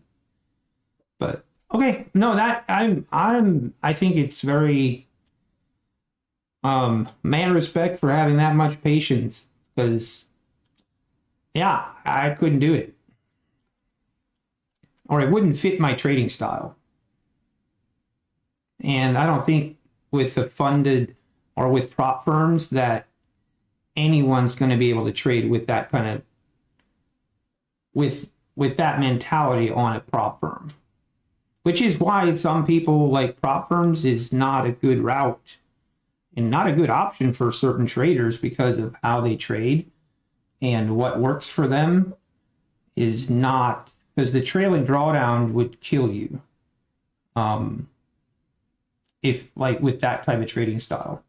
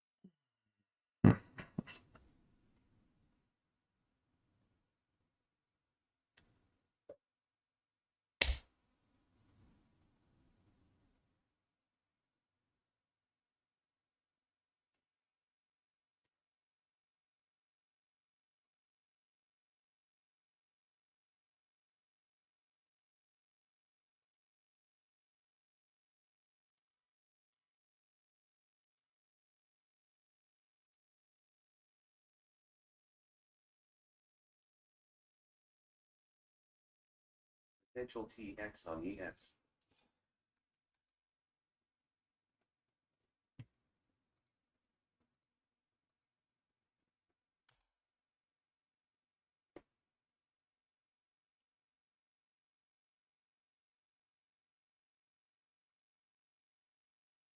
I have this nice uptrend here now.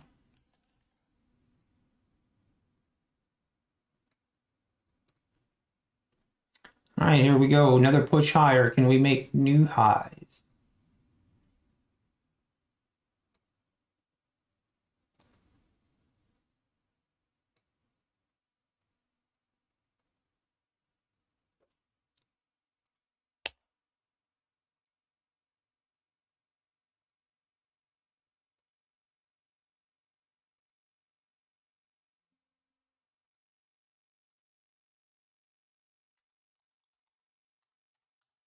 Grab orders with exhaustion box on ES. Hey, there we go. Nice push. Nice candle here.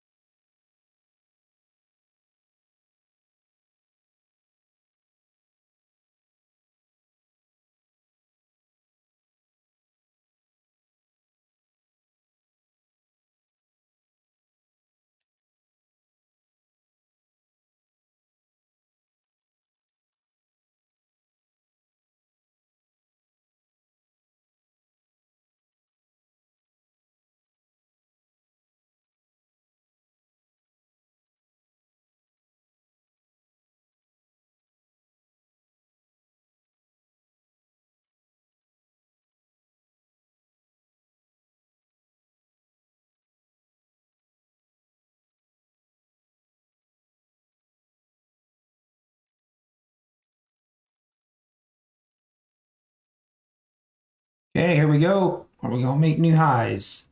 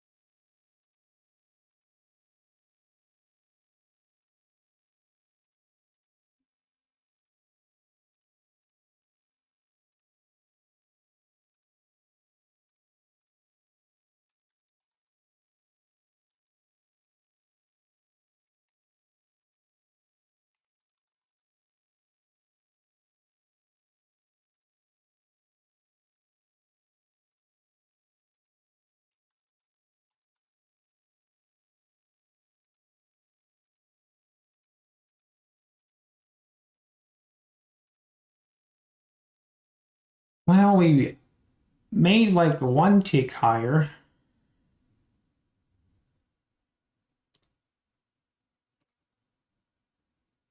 This might, maybe here we'll push.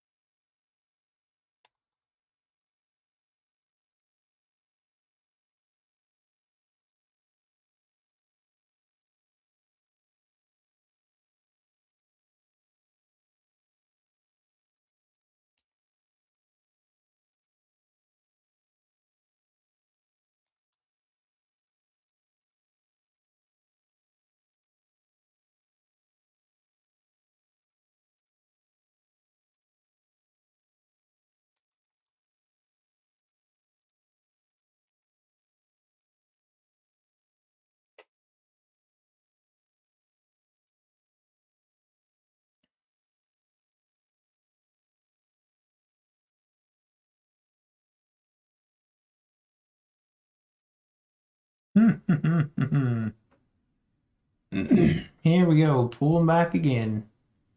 As long as we stay in this channel, as long as we keep trying to make new highs, then we should just slowly melt higher. Seems pretty slow right now, though. Obviously, we're at the noon, getting up on the lunch hour.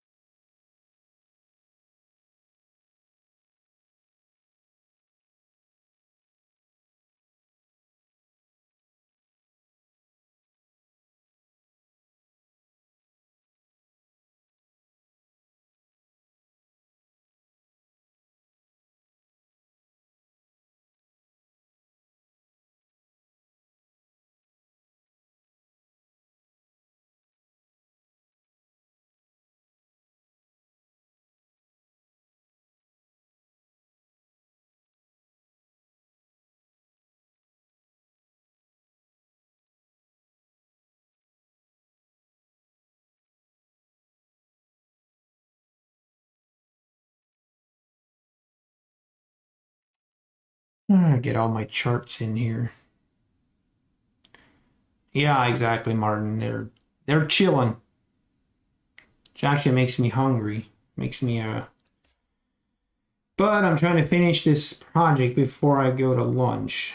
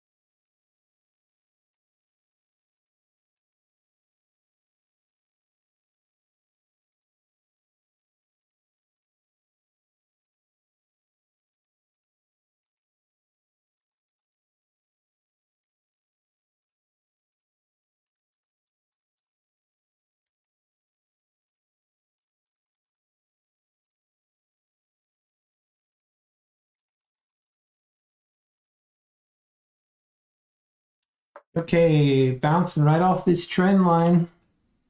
Be a tempting entry here, but I'm not. I don't like when we're right in this, like on our the EMA is right in the center. Doesn't strike me good. Strike me well, I guess.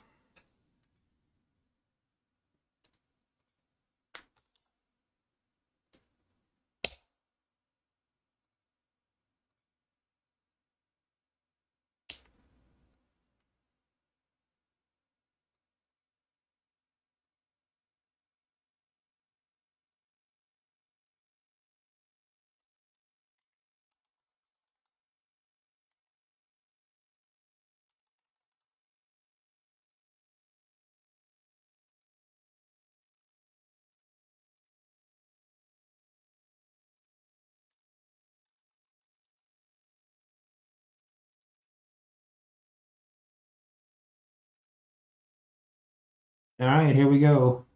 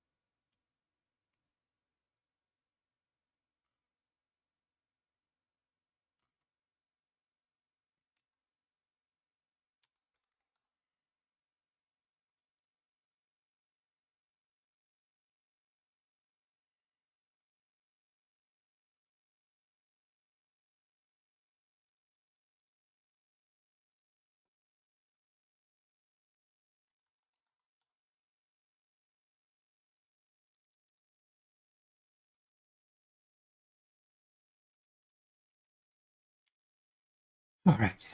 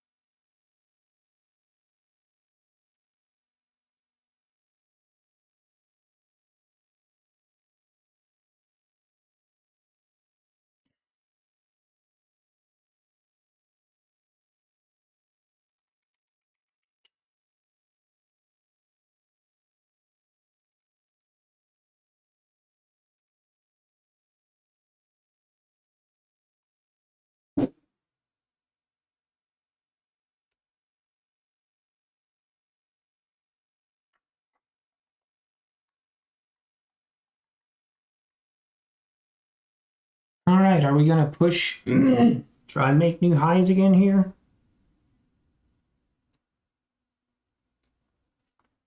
Seems like it's gonna try.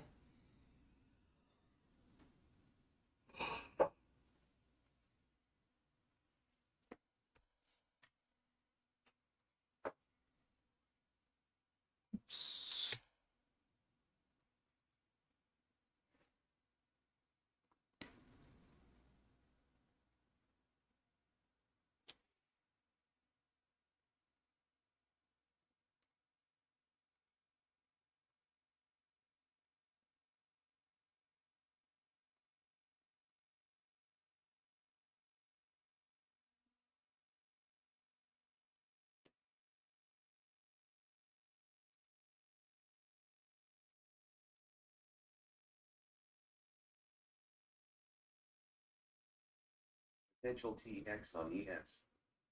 Potential double TX on ES.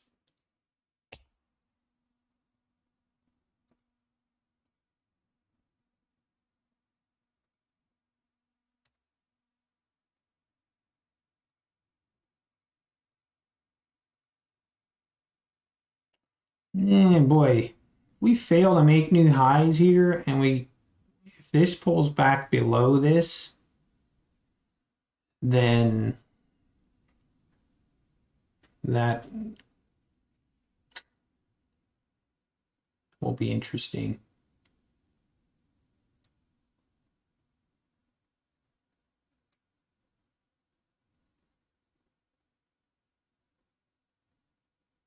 We failed in here. This pullback, or this attempt long, we had basically one tick higher, so I'm not even sure that counts.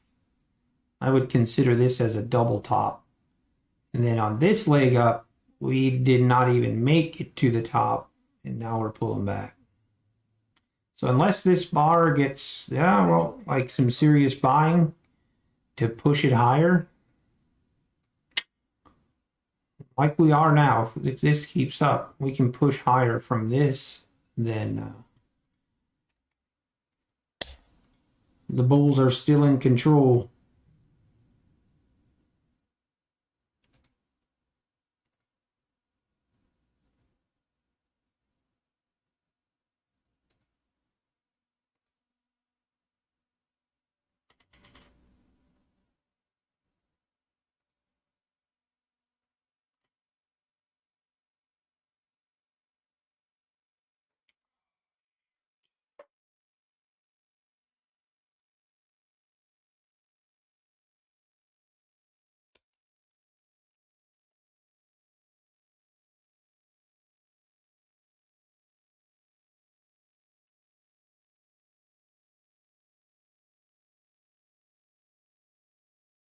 Hey, yes, sir.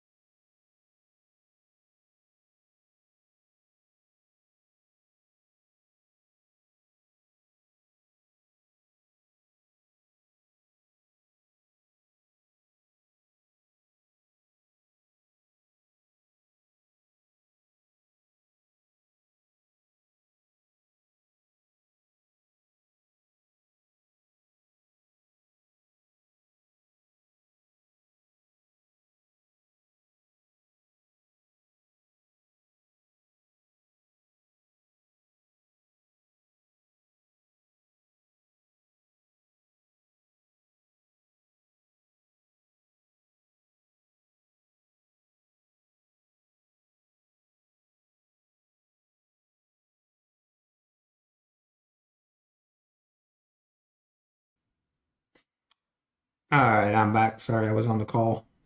Martin, you've been stopped. Yeah, I was wondering if you, I mean, that makes sense. You had, we broke the structure here, but it's still, you still had a nice trade. So congrats. No, I think like it would be, I've thought about like if you would do your own personal account and basically look for setups where you would look for like 15, 20 point moves with a big, you'd have to have a pretty big stop loss on it. Be interesting. Obviously, that's not how I trade, but I think that's pretty cool. That definitely takes a lot of patience. Do you, Martin, do you add to your winners then as well or not? Like once you're entering a trade, do you scale in at any point or not?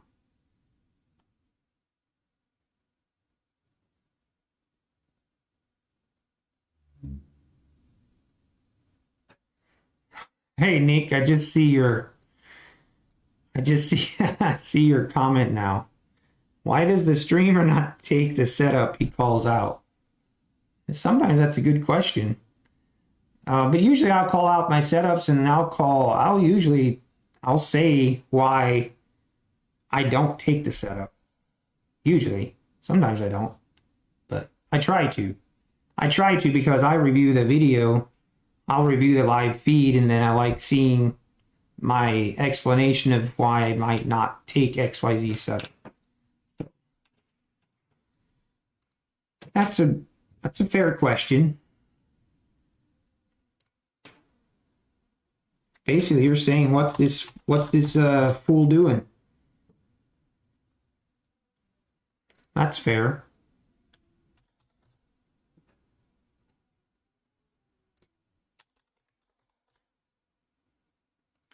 But also, I apologize as well. I am on a deadline here. I'm trying to finish up a project, so when I'm in that mode, I also am not as focused on taking trades that I would be normally.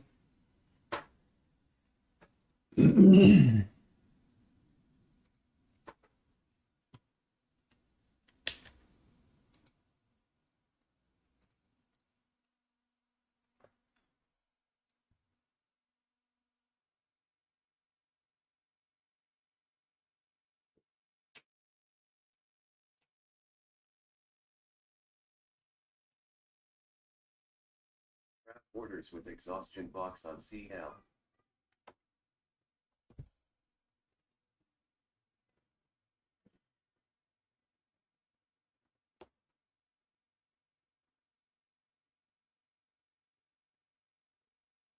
Potential elevator on ES.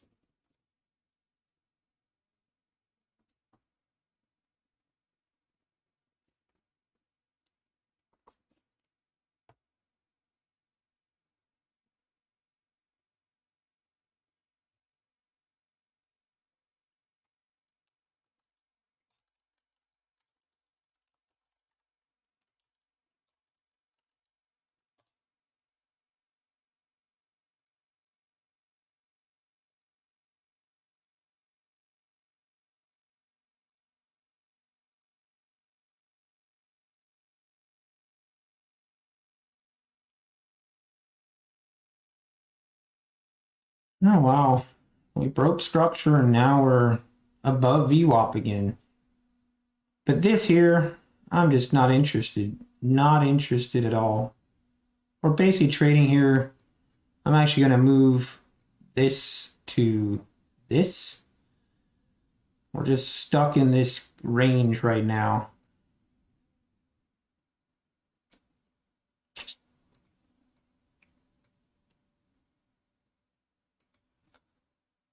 Crude oil, how we doing? I just realized, why is my chart not here?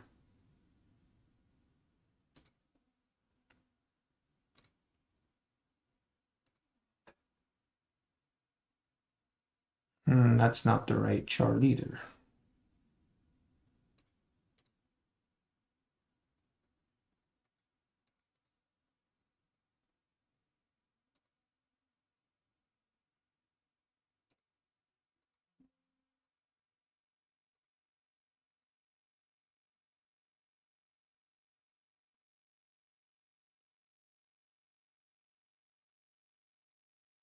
Man, this disconnection this morning really messed with all my settings.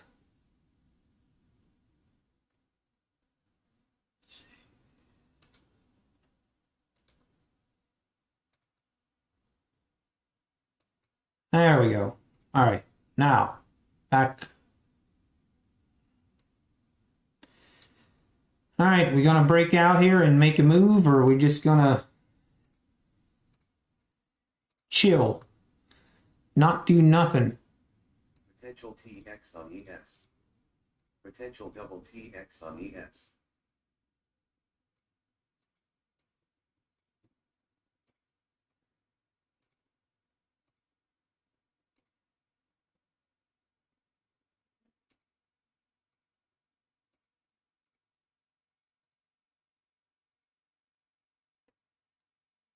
All right, we almost have all our charts set up the way we want it.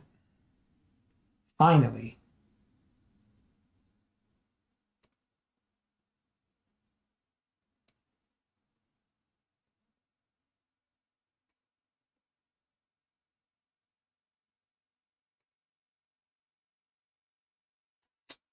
Well, we bumped our head against this top of the 4141.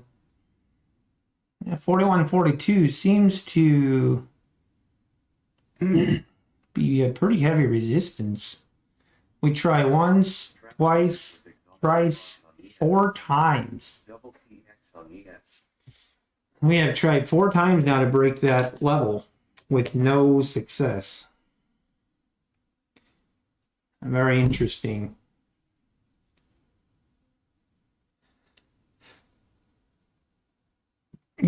I think you need to study ICT. Well, thanks for your opinion, Jose.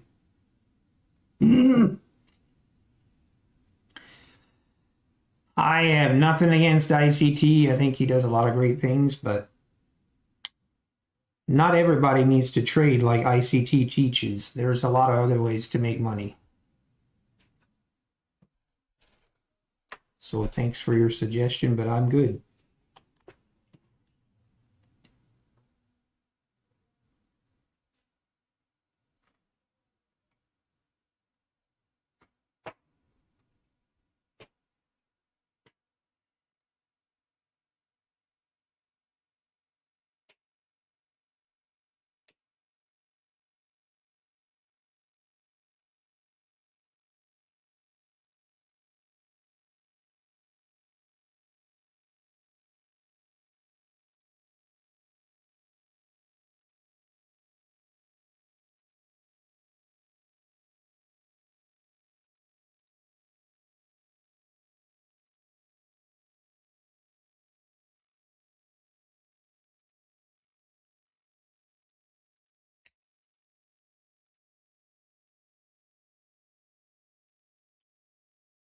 Being versatile is profitable.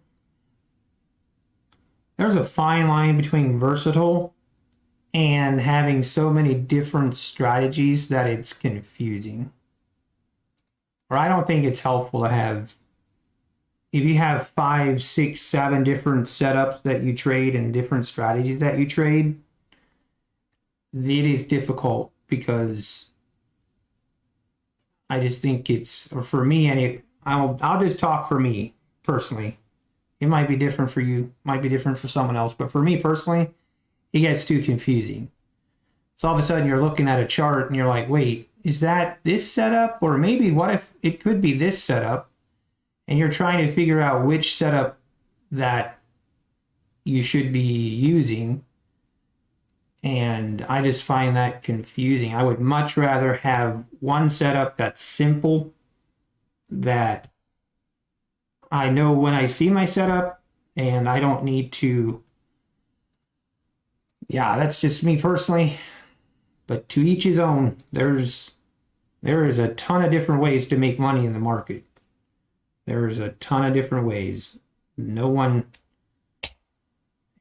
should have their own way and their own unique strategy or whatever you call it. And if it works, it works.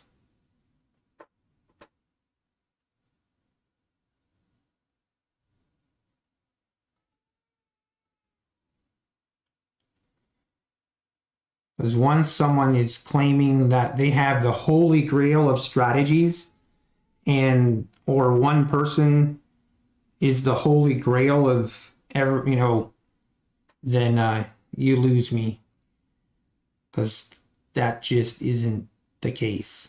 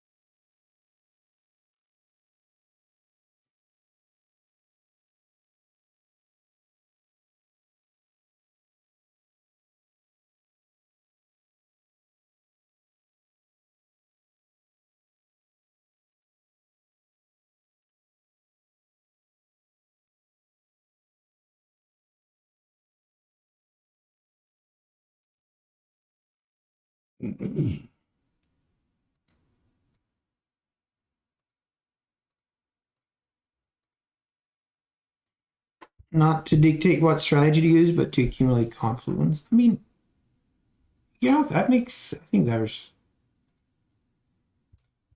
a that's good. I mean, I definitely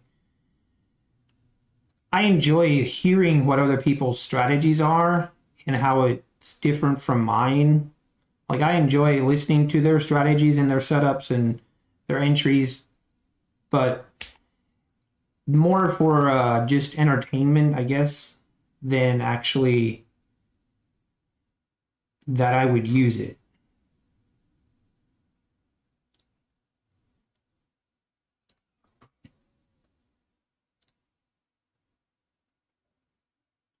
And it's not because I think somehow I have the holy grail of setups and I think, my system or my strategy is like the best, and that's not at all the reason. The reason is just because my setup is what I've tested, what I'm comfortable with, and it fits. I guess it fits my style, and it's what I trust.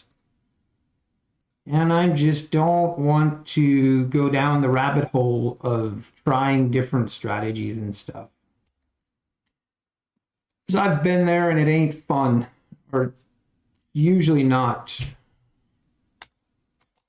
Usually not beneficial for me.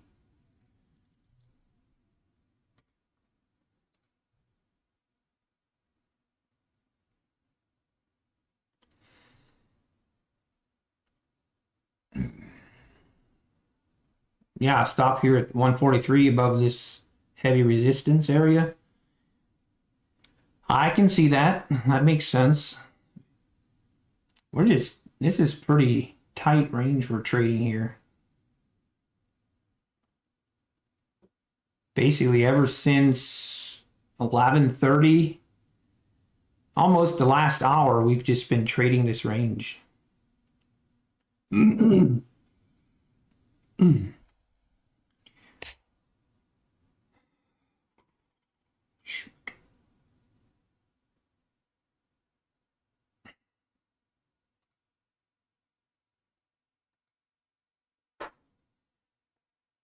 Oh, last trade of the day. I was curious, Martin, do you have a set amount of trades you do per day? Like, do you never trade more than twice, or does that totally vary and just depend on setups? I know it's another thing I find interesting. Like, some people will just take two trades or maybe three trades, but once they've taken three trades, they're done. They don't take any more.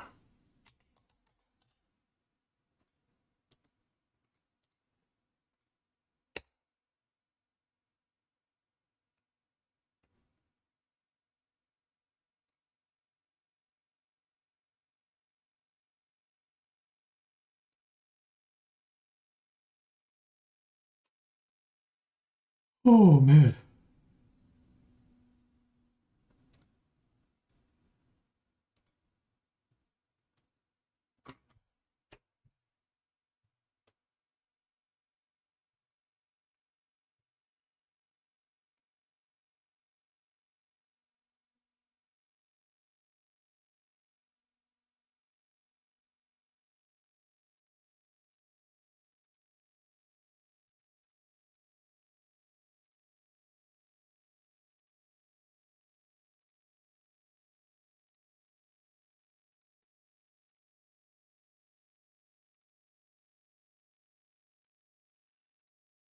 And this VWAP is like almost dead center of this range. We're just chopping back and forth across VWAP.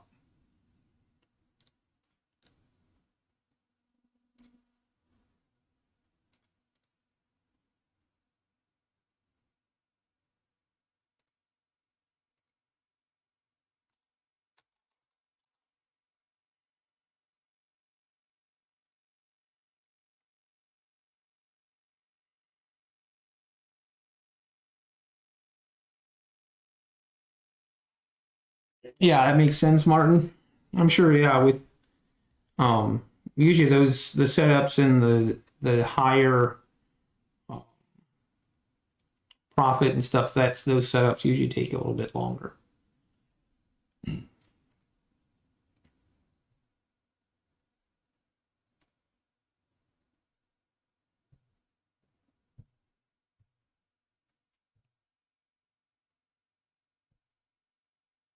Looks like we're just gonna make another move to the top of the range here. It's actually crazy. Could have scalped a lot of points here. Someone just short here, buy here, short here, buy here. Hindsight trading. That's the best and most profitable strategy that I've found. Hindsight trading. That is hands down the easiest, most profitable trading strategy I've ever seen. Grab orders with exhaustion box on GC. Oh, what do we got going on gold?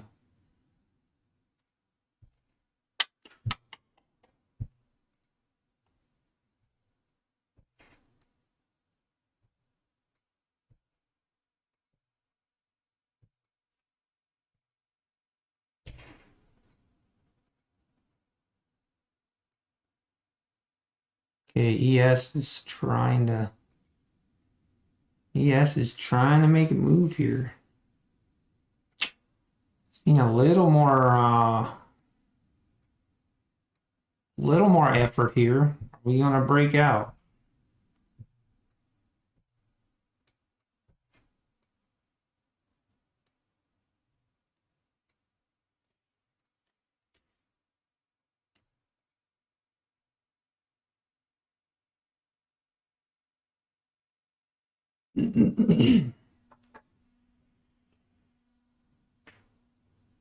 Oh man.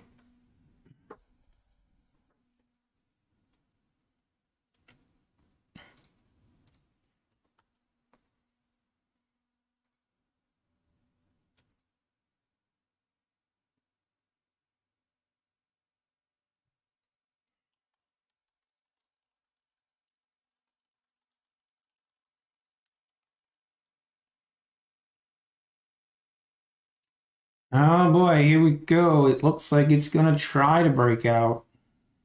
At least it's sticking its head above the water.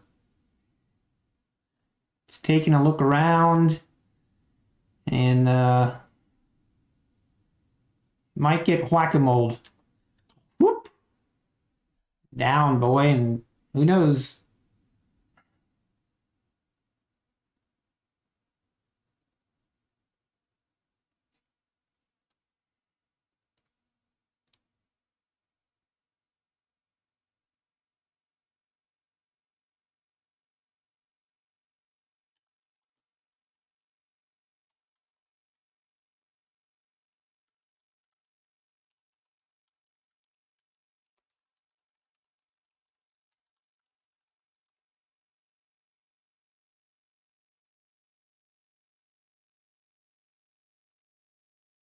And there she goes.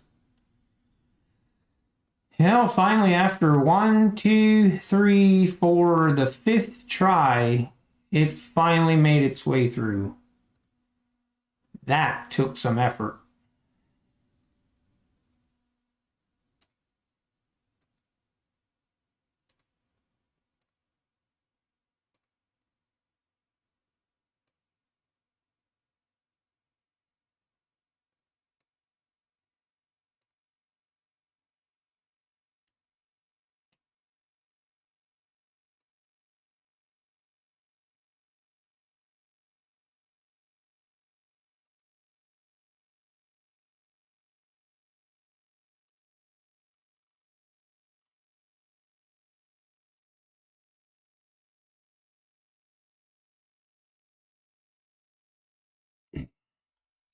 Hey, it happens, Martin.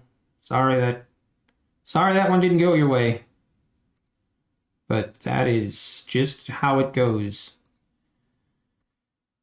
Losing is part of trading.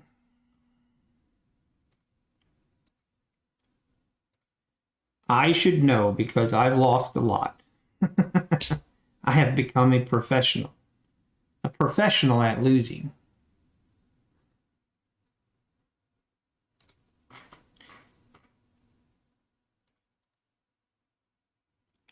Doesn't mean it's fun. Doesn't mean that it's fun losing, but it is part of trading.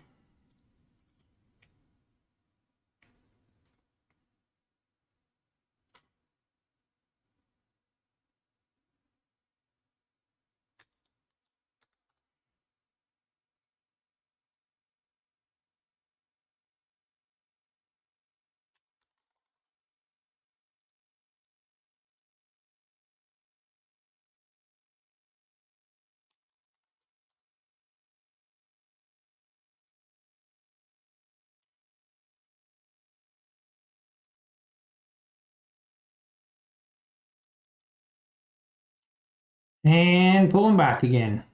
Why? Are we just going to make another range here that we're going to chop in for the next hour? Is that how it's going to work?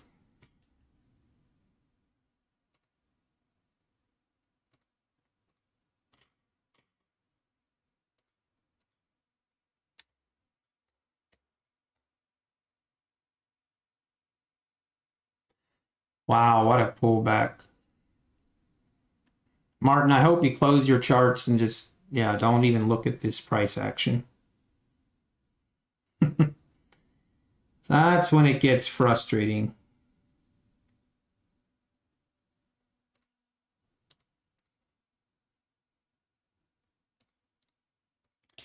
Yeah, I agree. I agree.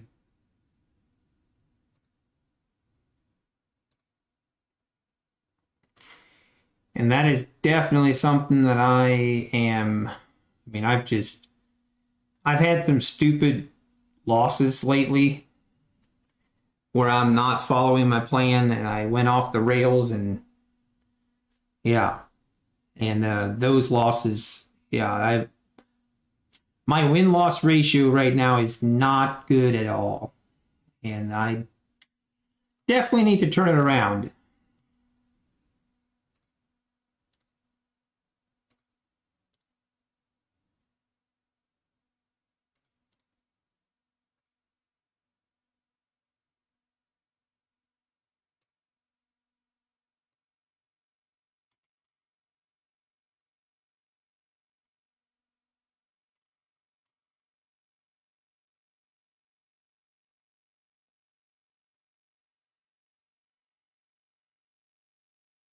Potential TX on EX. And look at that. Just gonna rip right back up higher.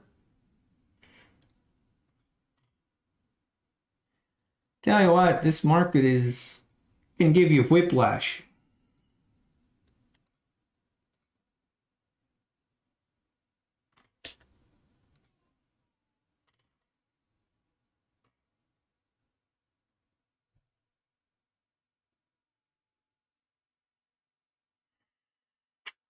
Exactly, Martin. That's the key. Know when to walk away, like now. Like me, I like this price action for my strategy is just a complete no-brainer that I am not interested in a trade here at all.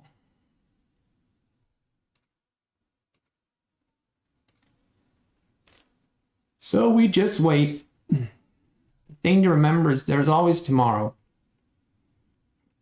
Hey, we'll see you tomorrow, Martin. Have a good rest of your day. Appreciate you stopping in.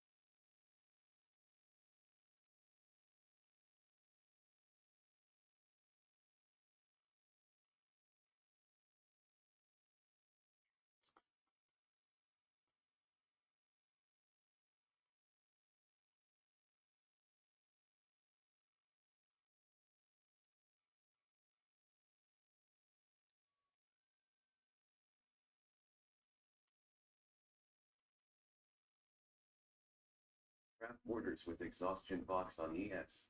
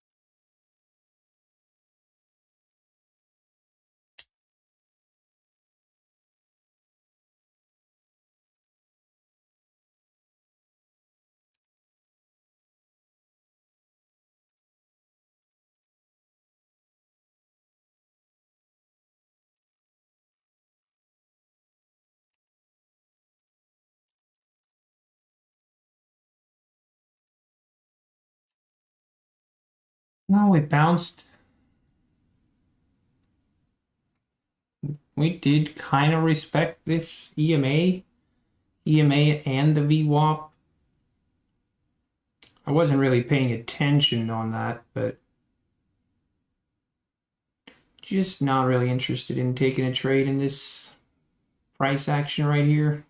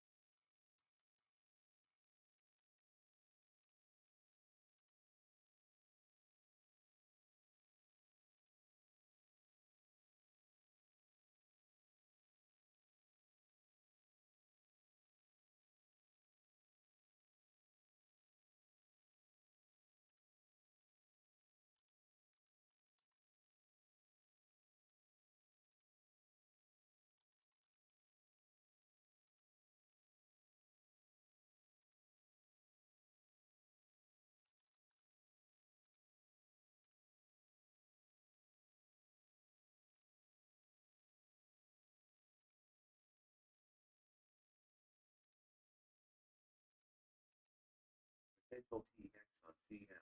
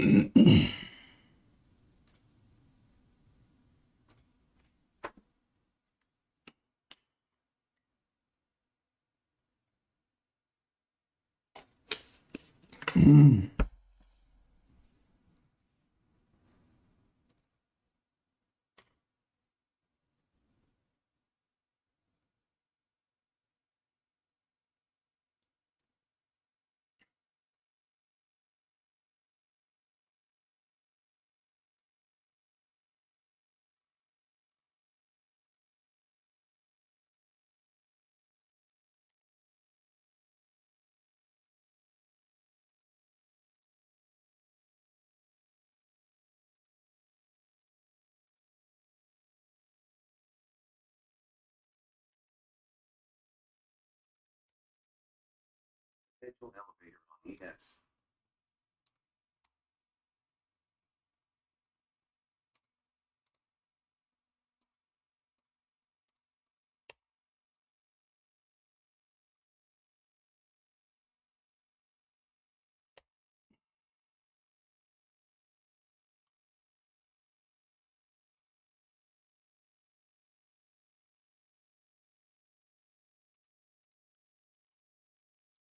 Wrap orders with exhaustion box on CL.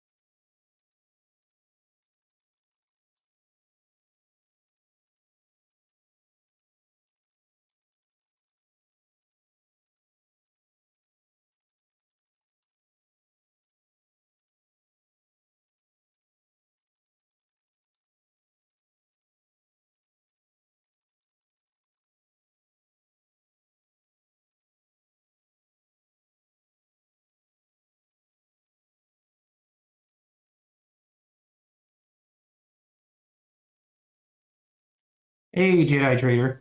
Um, honestly, honestly, I haven't been paying attention enough to, yeah, I'm, I'll be honest, I'm not focused enough. Right now, I'm on a deadline. I need to get I have a drawing I need to complete. So, sorry. Usually I will check out these trapped X boxes. Yeah, this one would have definitely been a pretty good one to take. I mean, there's some resistance here, and we're going like right here. If we can get through the 41, 42, But you know, usually I do. Yes, Jedi. Usually I am very mindful of that. Same with this one right here. Like these trapped X boxes that are, I forget the name, but the one with the blue line in it. Those are probably my favorite sniper trades to take.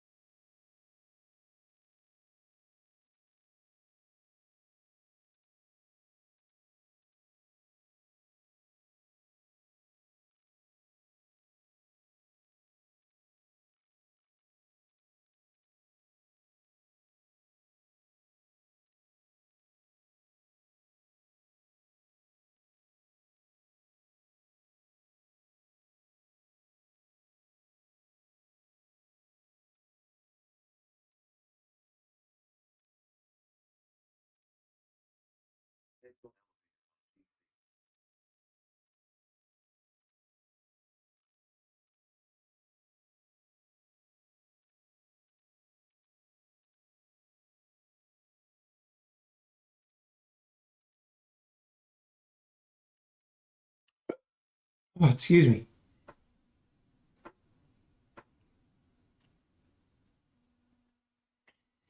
All right, maybe we see if we can make new highs here. Jedi, yeah, that trade is working. Hopefully you're in it. Sounds like you are, right?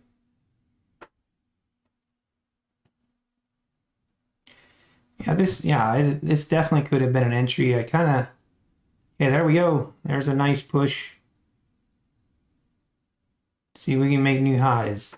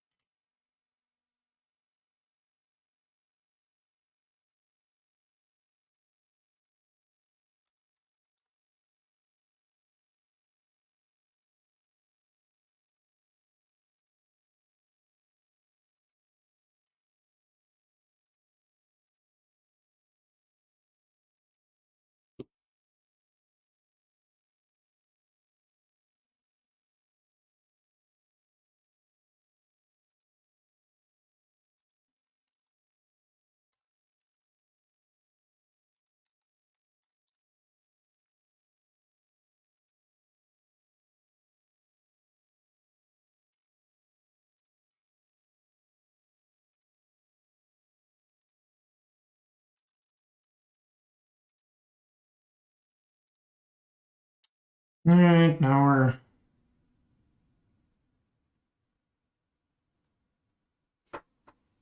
okay. Awesome. Took profit already? Awesome. Congrats.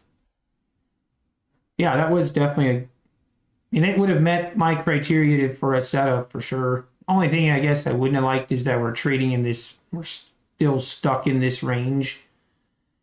and I'm trying to, that was part of when I look back at my trades, especially looking back at my trades on Monday when I had like 5 losses in a row. Almost all of those trades were when we were in this tight range. And so I've been trying to be a little bit mindful of not taking a trade, like a pullback trade, when we're in this tight range. But other than that, that was a good entry. And hey, awesome, Jose. Let that let that mini let that thing run. Those are the fun ones, right? It's nothing better than taking half profit and then getting a nice runner where it just keeps going up. There's nothing better, but unfortunately, it feels like, at least for me, it feels like it doesn't happen a whole lot. But that might be me not being patient enough.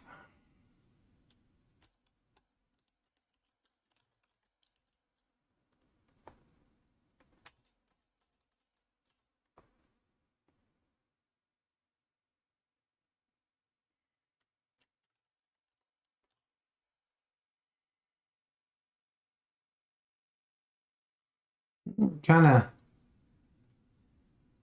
having a little bit of a battle up here.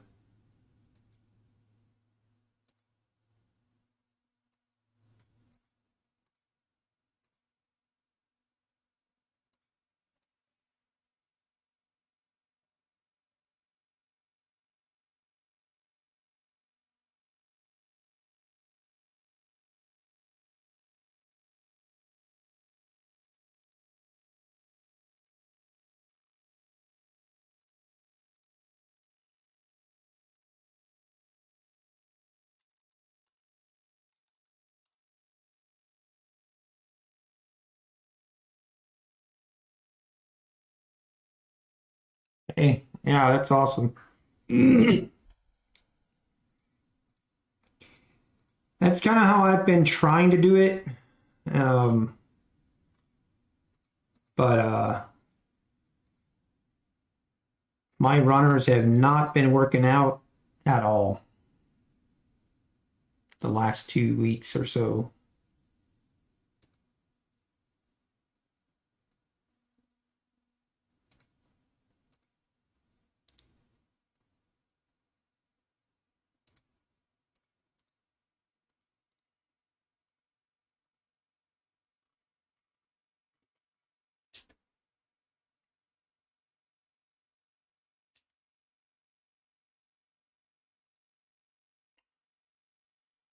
All right.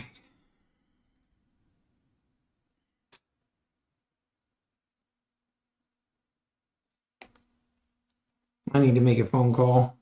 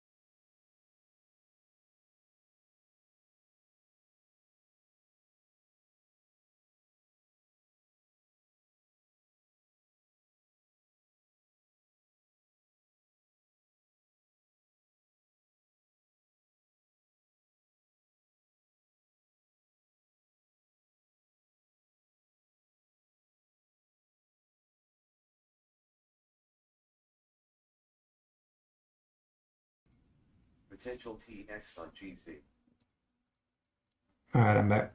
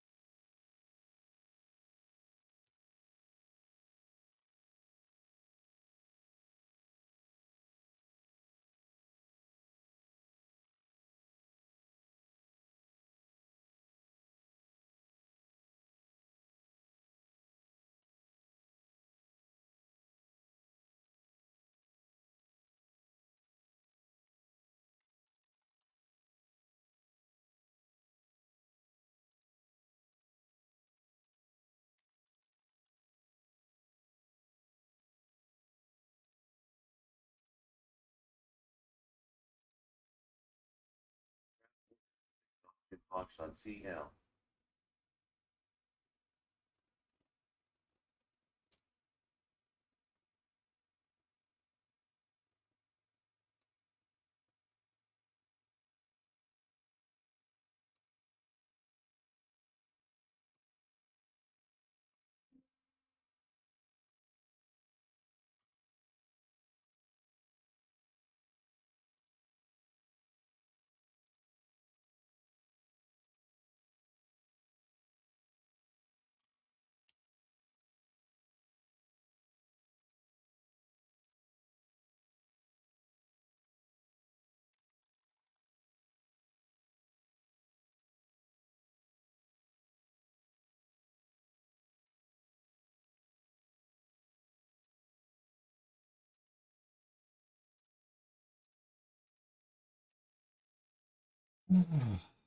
Man, today's price action is brutal. Potential TX on CL. Probably not much going to happen until like 2 o'clock. It's lunch hour right now. Hey, I appreciate it, Jose. Thank you. Thank you. Thank you for stopping in as well. I appreciate the support. Hopefully, we're back in the green by next week. That would be awesome. But we'll see. We're going to take it slow.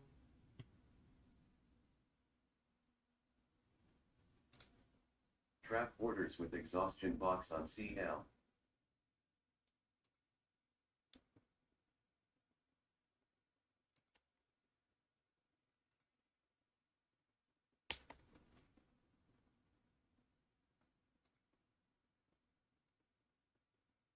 ES feels heavy.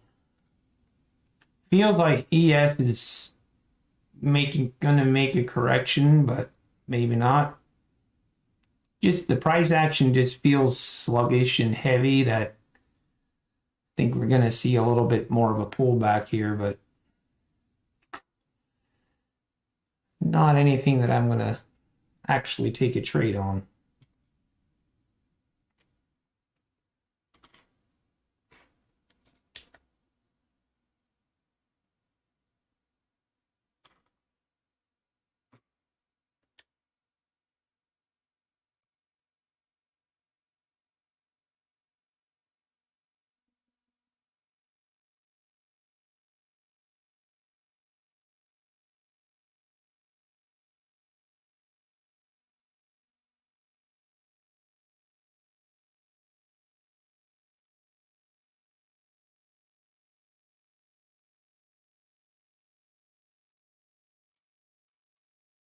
That is one thing with trading. Trading can get very boring.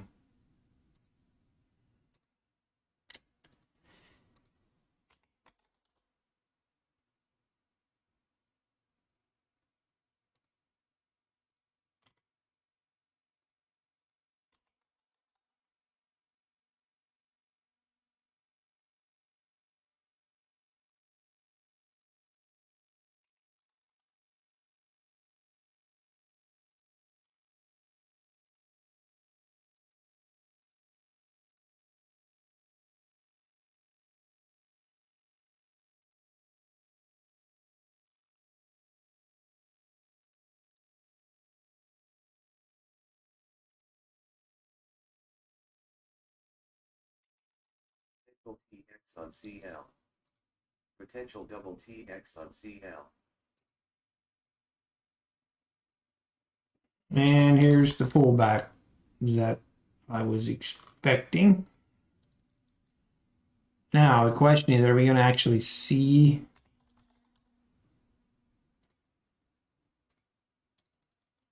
a follow through here, or is it just going to be another little pullback and back up? It might be.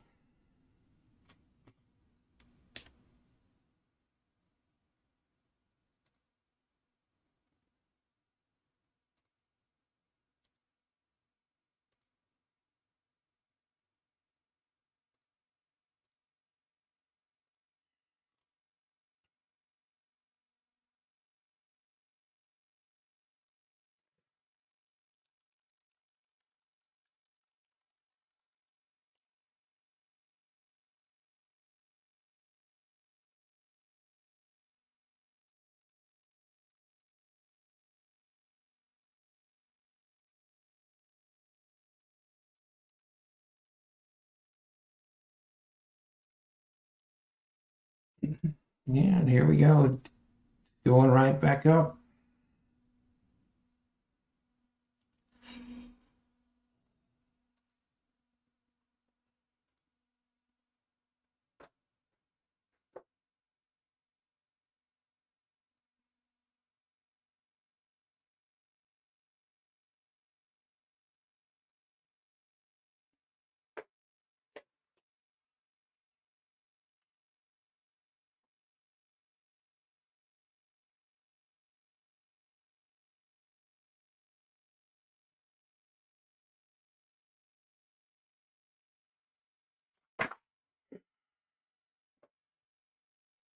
Oh, I need to mow my lawn today at some point.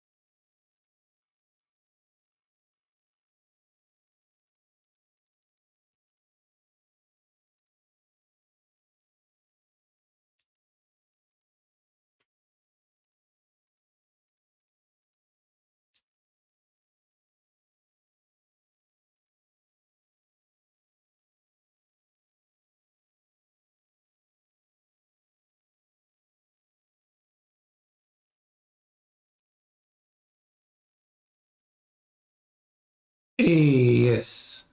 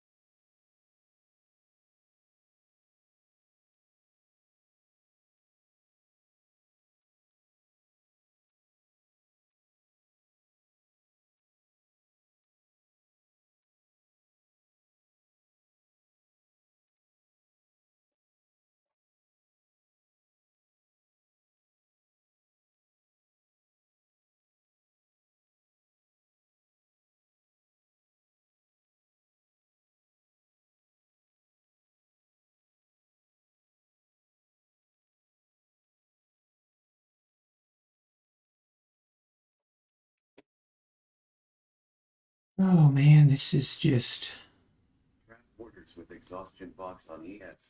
man, now we get a little bit of a sell off, but we almost need to break below this 41.35 for the shorts to really have any kind of validity. If that's even a word.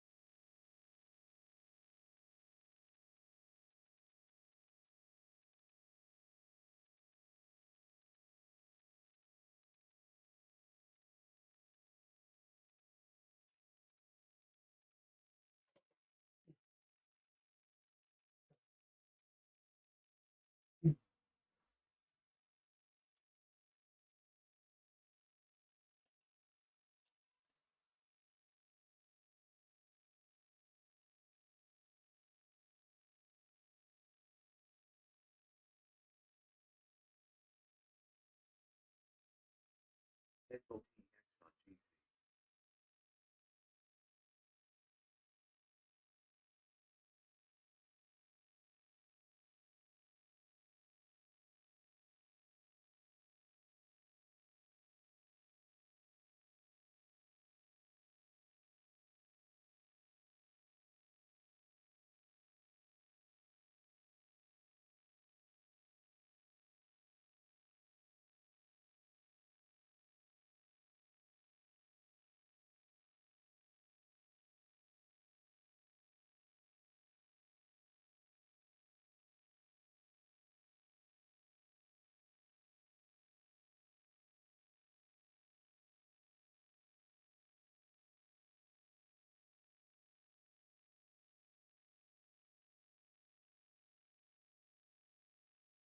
Potential TX on ES.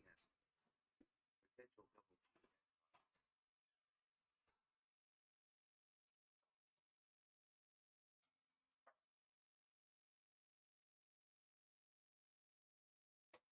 double T. All right, we're back. Nothing to see. Maybe I should be watching oil and gold a little bit more. Exhaustion box on ES. Double Okay, what happened to ES? Another pop up. We keep having these pop down and then pop up. Just market doesn't know what it wants to do.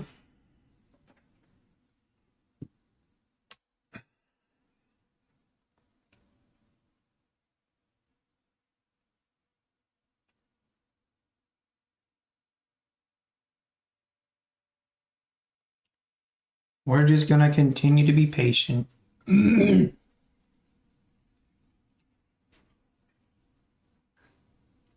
orders with exhaustion box on GC.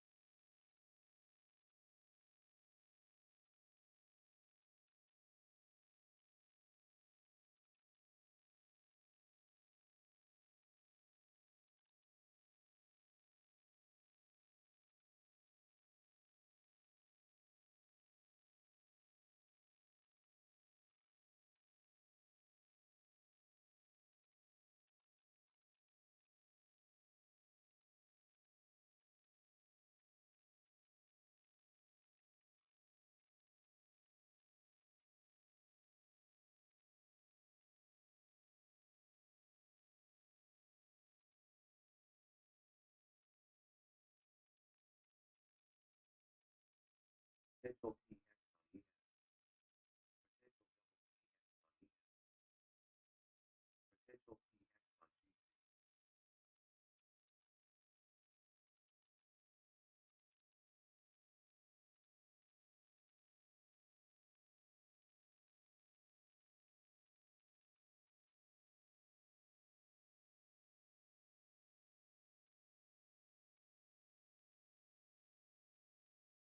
Graph orders with exhaustion box on ES. Double TX on ES. And look at this price action. Just yuck. Yeah, I know, but anytime that you have a lot of TX signals in this type of a range, do not take them. You'll just get chopped out. I mean, you can take them, but we basically have a signal that is short. We have a signal long. We have a signal short. And now we have another potential signal short. That's when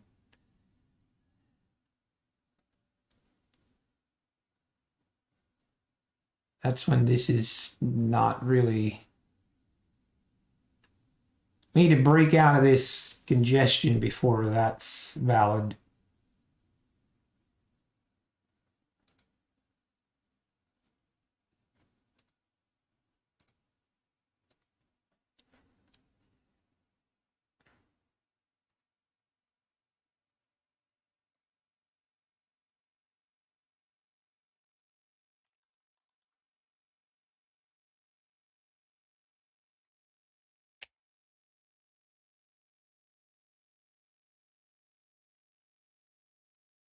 Okay, I see.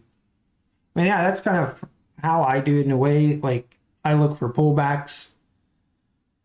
Yeah, I look for pullbacks to the 21 EMA, and then I look for confirmation signal long a lot of times on the sniper. Not always, but I always like it's more of an A++ setup if I have a signal long with a pullback to the 21 EMA that's going in the same trend or going with the trend.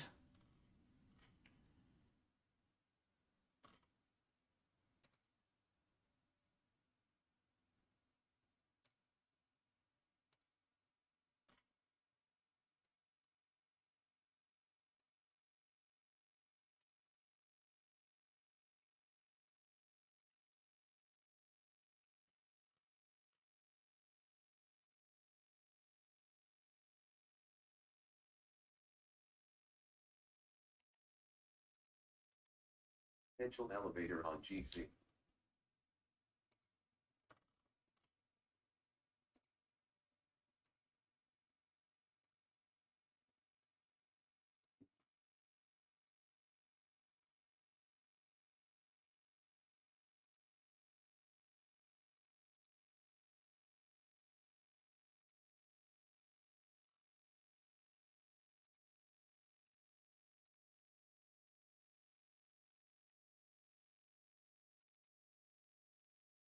Okay, now we're breaking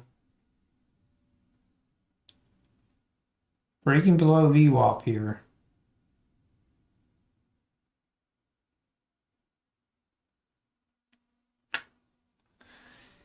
You think one of these moves we're gonna break out of this area and get away from VWAP here. Seems like as long as we just hang out by VWAP, it's just gonna consolidate and chop.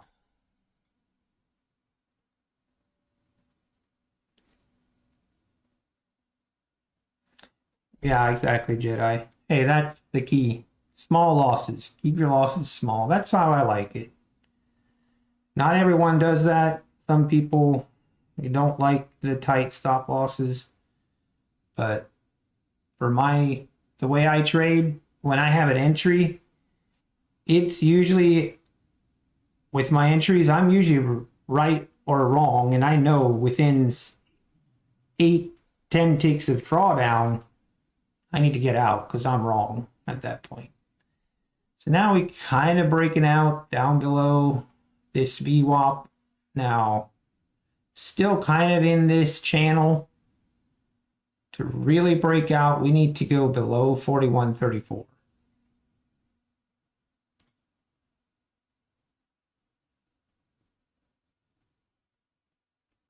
Yeah, maximum. Yeah, that's like the 41.29, like this area. Even, yeah, this area right here. Like as slow as we're moving up here, it almost has to pull back more in order to get another push up higher. Or that's how it feels. Or I think it's either gonna pull back more and then try for another push higher. And if that fails, then I think we make new lows. But if we pull back, we have to pull back like in the 130s. Just don't see this doesn't seem like it has enough momentum to do much. But we're also over the lunch hour, so it could just be that the lunch hour is slow and 2 o'clock when people get back from lunch, this will just pop higher. I've definitely seen that happen. And there we go again, just moving up again.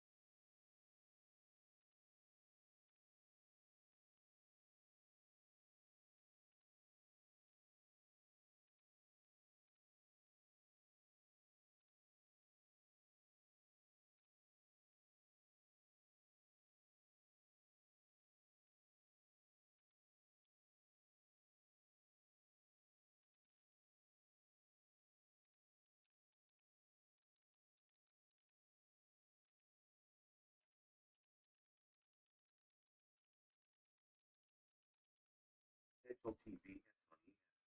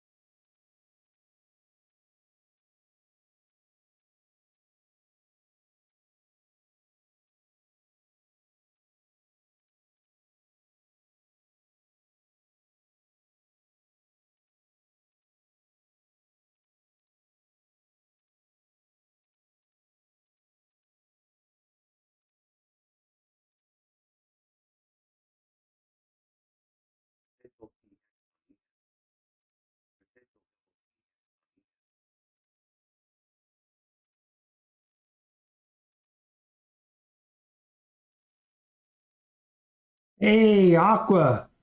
Locked in 400 across newly funded P again. Let's go, Aqua. Man, you are rocking it the last couple days. And you did that in this environment, in this price action. Man, kudos to you. Hey, dude, that's awesome. Virtual fist bump. Let's go. That's a great start. And yeah, that's just an awesome way to start.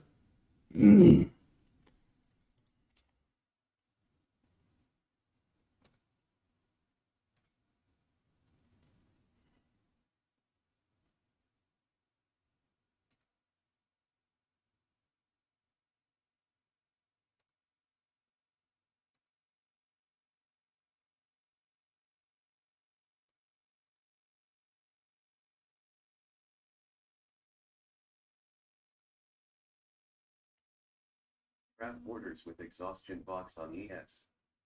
Double TX on ES.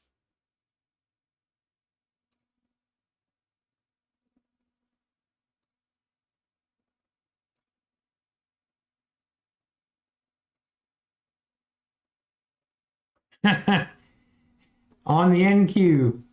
Hey, that's awesome. You and NQ, you got something going there. Hope it's not beginner's luck. Hey, just keep the same mentality. But if you start to have losing trades or whatever, just remember to stick with your like the three things. Don't overtrade, don't revenge trade, and don't go on tilt. If you can avoid those three things, then you'll be okay. But those three things are the hardest things to avoid when day trading and when things start to go against us. So when things go well, it's pretty easy, as you know. But when things, when you start having a losing trade or something, just don't do that. Just walk away and you'll be fine. Just there's always tomorrow. And hey, you're doing awesome. Keep it up.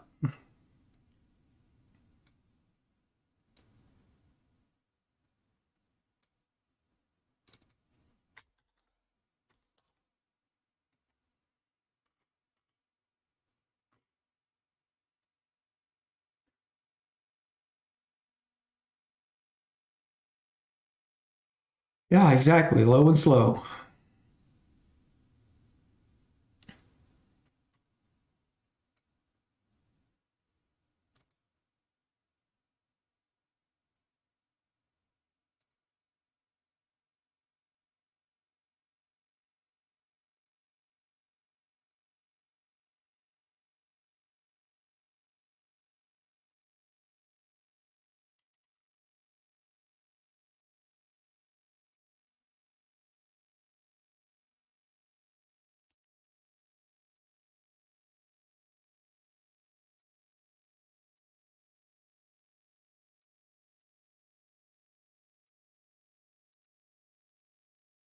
All right, now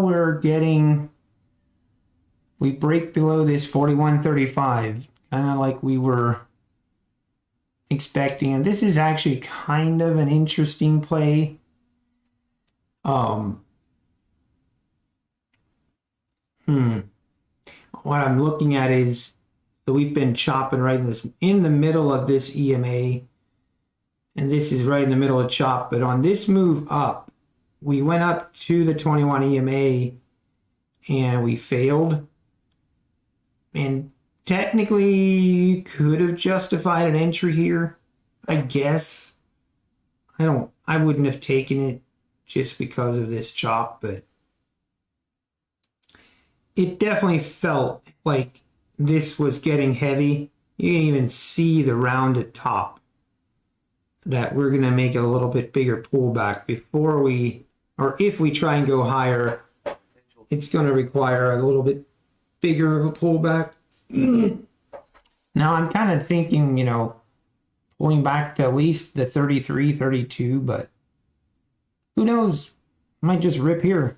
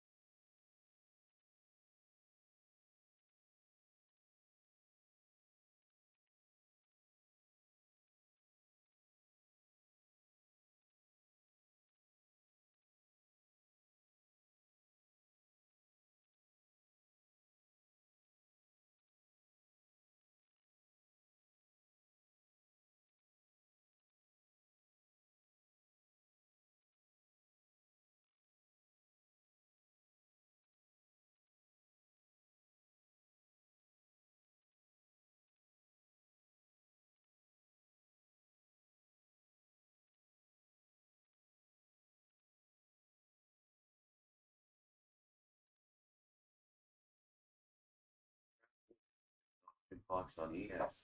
And there we go. This might be the rip higher. Kind of thought we'd get a little bit more of a pullback, but maybe not. Hey, have a good day, Aqua. Have a good day. You've had a great 2 days in a row. Go enjoy it.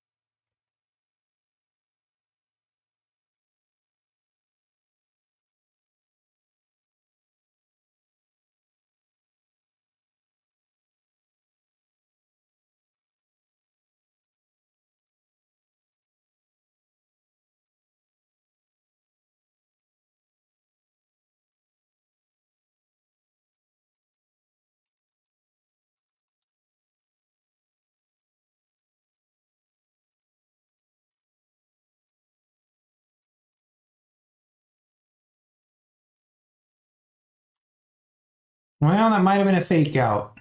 That might have been a fake out. We shall see.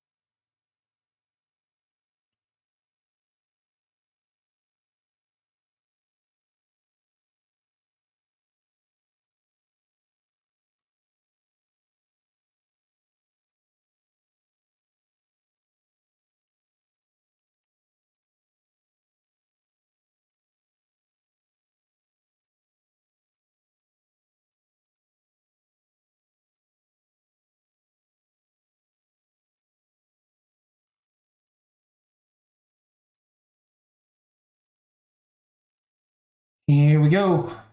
Are we gonna sell off here? I'm actually gonna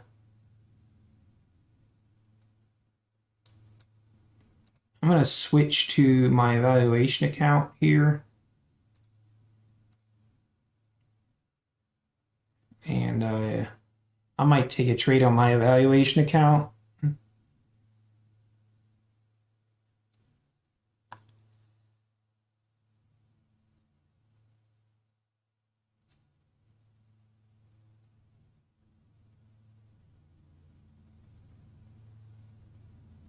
Yeah, I'm not liking that.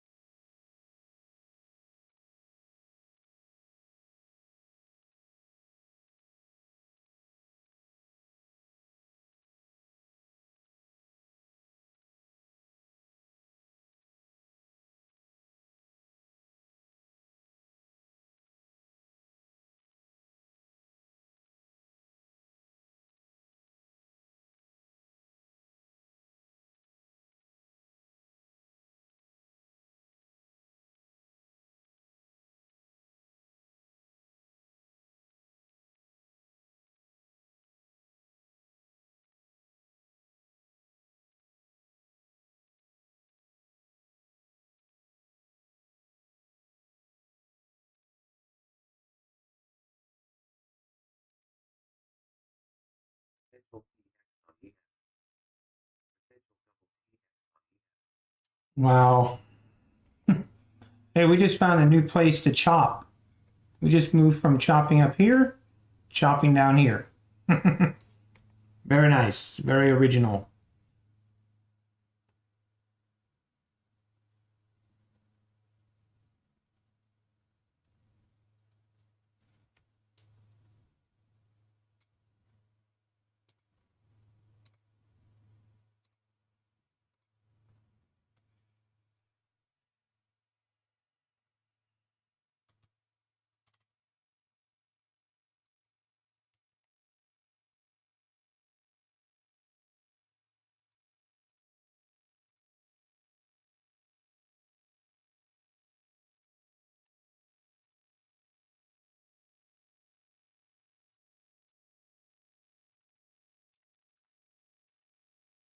Wrap orders with exhaustion box on ES.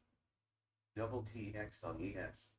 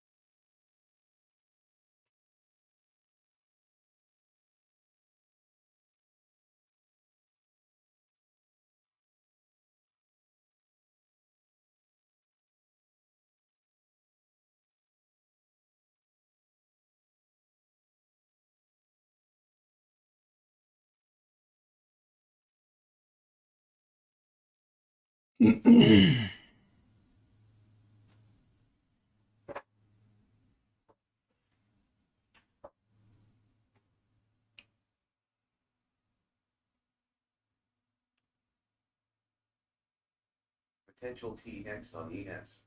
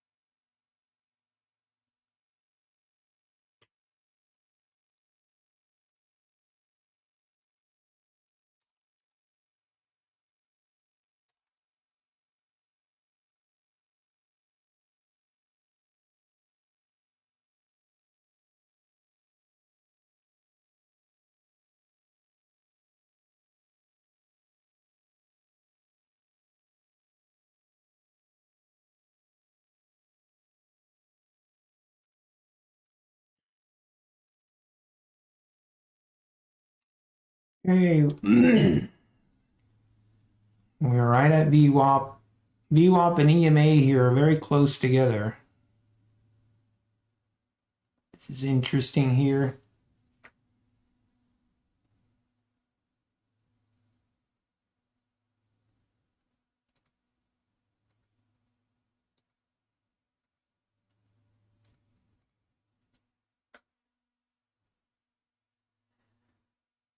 Hmm.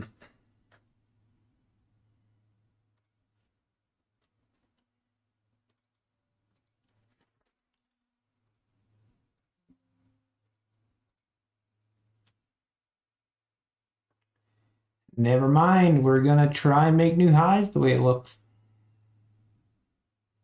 Wow.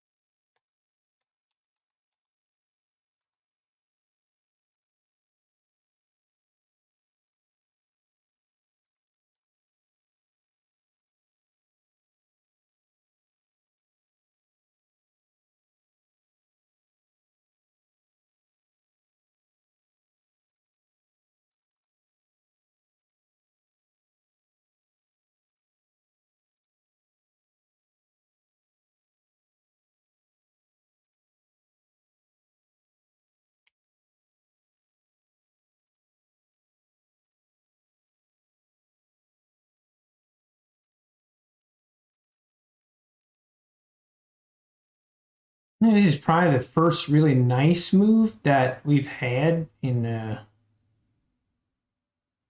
about 2 hours.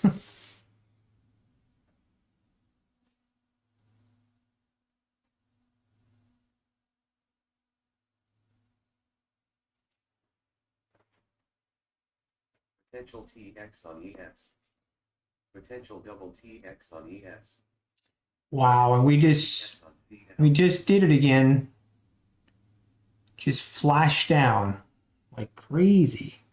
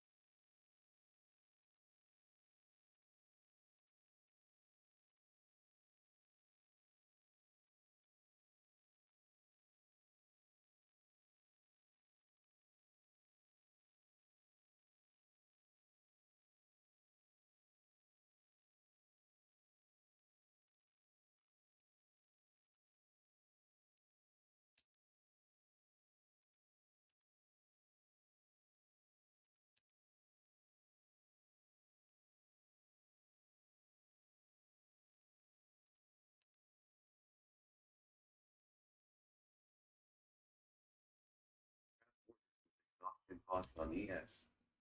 Double TX on ES.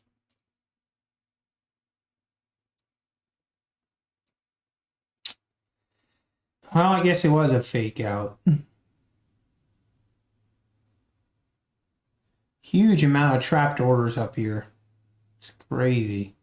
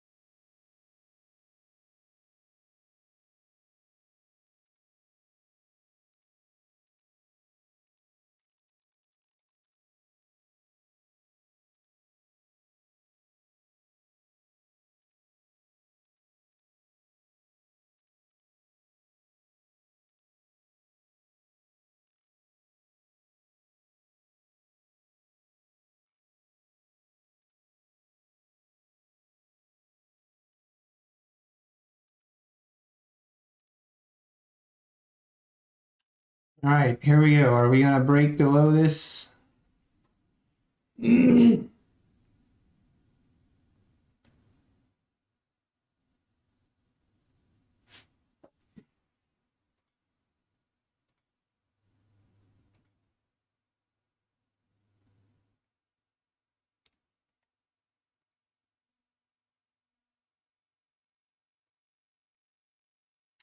There we go.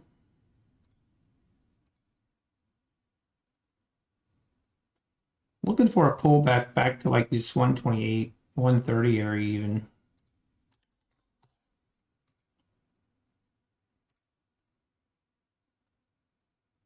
Hey, Juicy, let's go. Hey, join. We had Aqua yesterday past 4 evaluations. And hey, that's awesome. Congratulations. Now the real fun begins.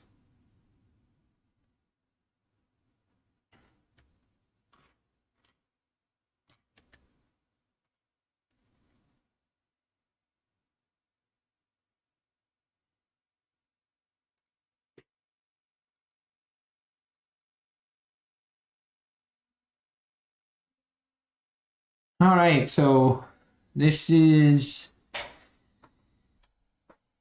sell off.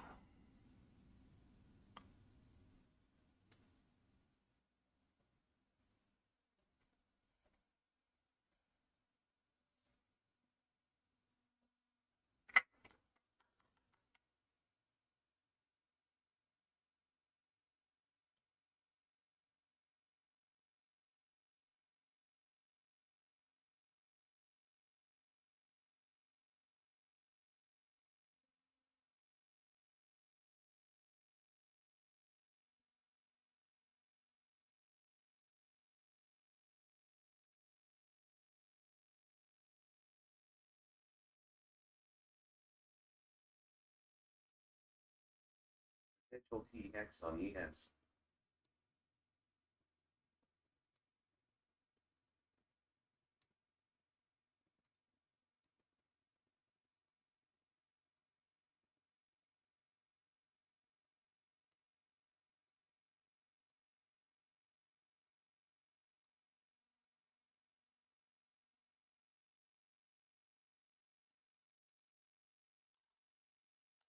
Okay, here we are.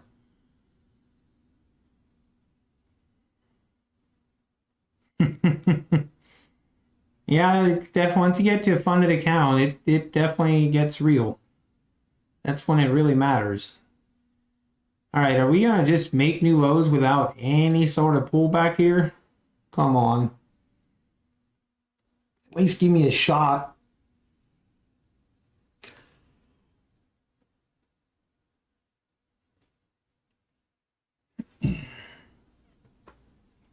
Potential TX on ES.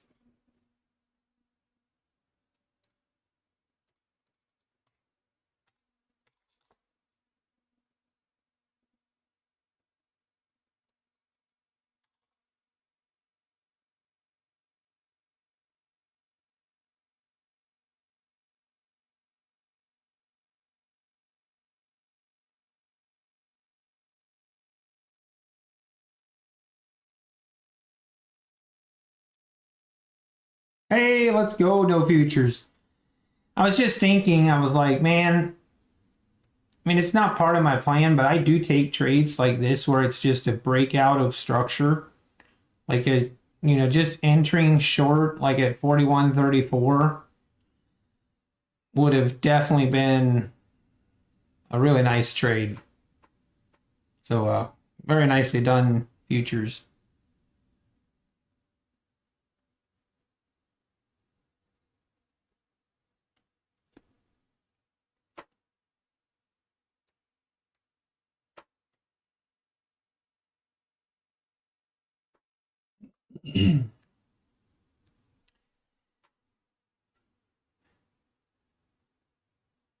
I wish we right here, if we wouldn't have we overshot this. That's what scared me away. If we would have just bumped our head on this VWAP, I very likely would have tried entering on this one, but hey, it didn't pan out.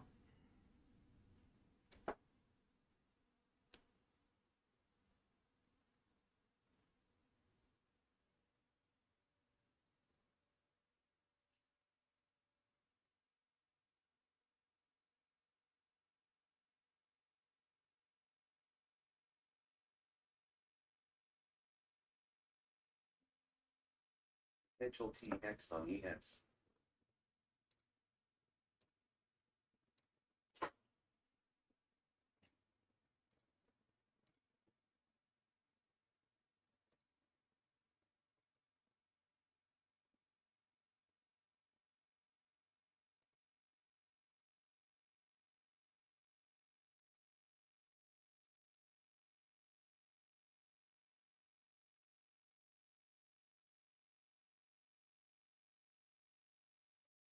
Wrap orders with exhaustion box on ES.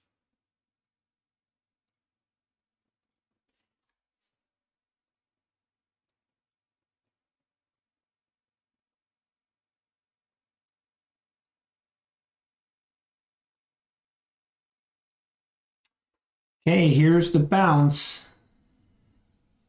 Now, lately I always get scared here because we have seen so many V-shaped reversals that it's scary.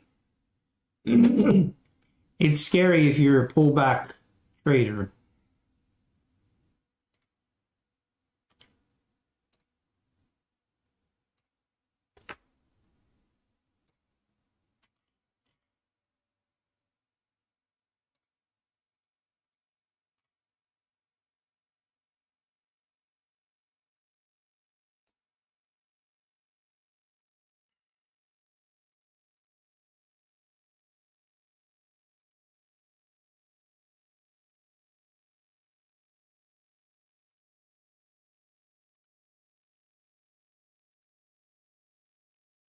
Here we go.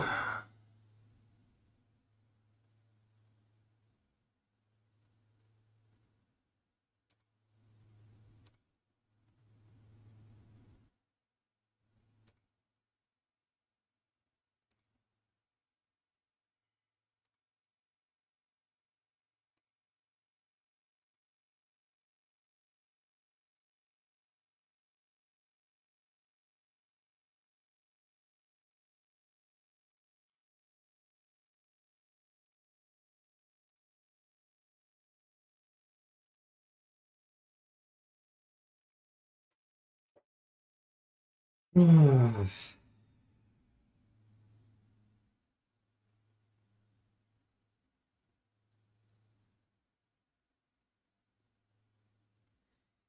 one of these days I'm just going to jump in long on one of these V-shaped reversals and just ride it.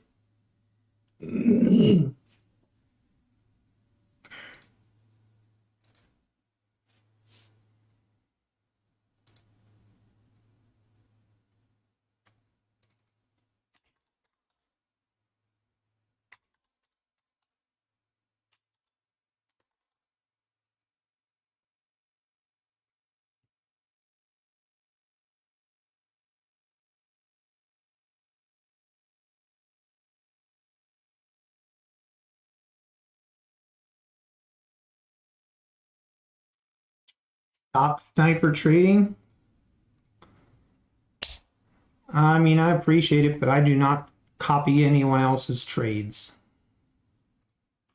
I do not do it.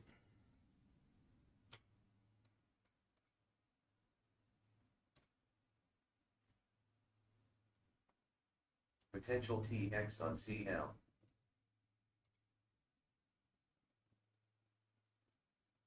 What?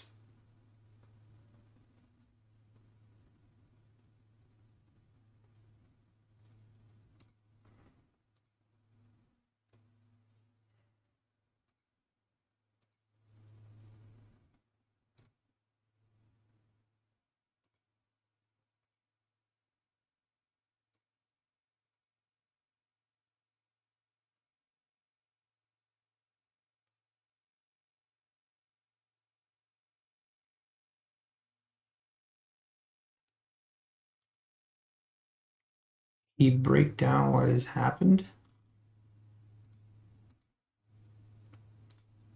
Oh, yeah, okay, I guess. But I guess if he's, I mean, it would still require me to get a entry, I guess, for me, but Potential TX on ES.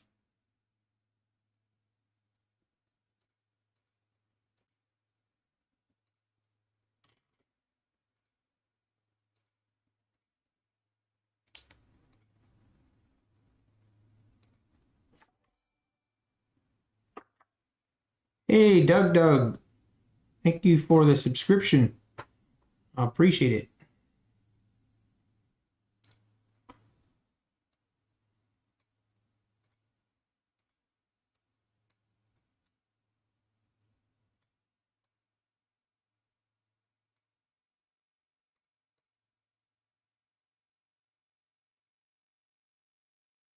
Potential TX on GC.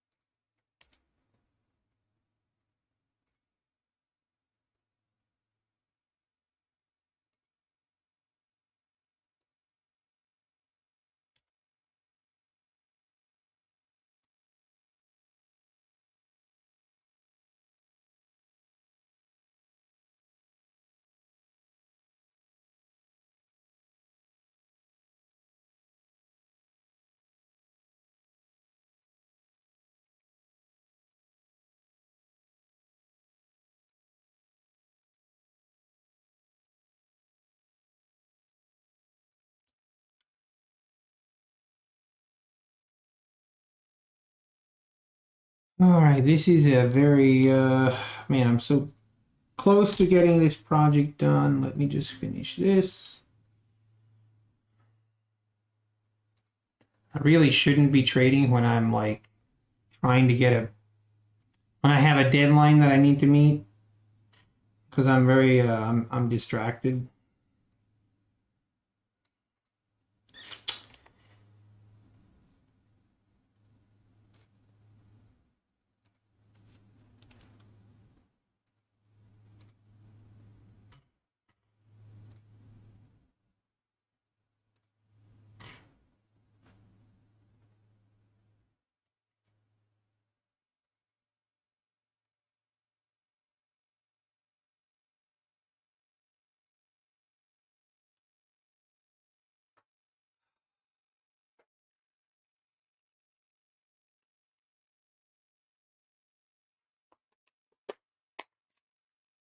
Graph orders with exhaustion box on CL.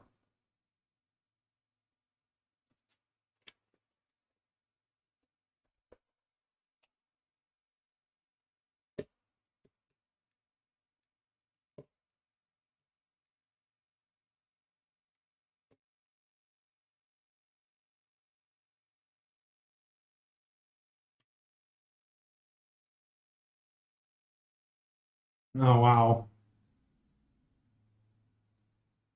Now, that was definitely a fake out here. All right, at this point, we really are just going to try and rip straight back up. Hey, that's all right.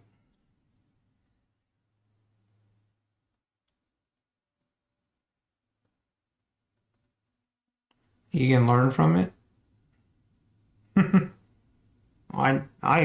I agree. Potential elevator on CL.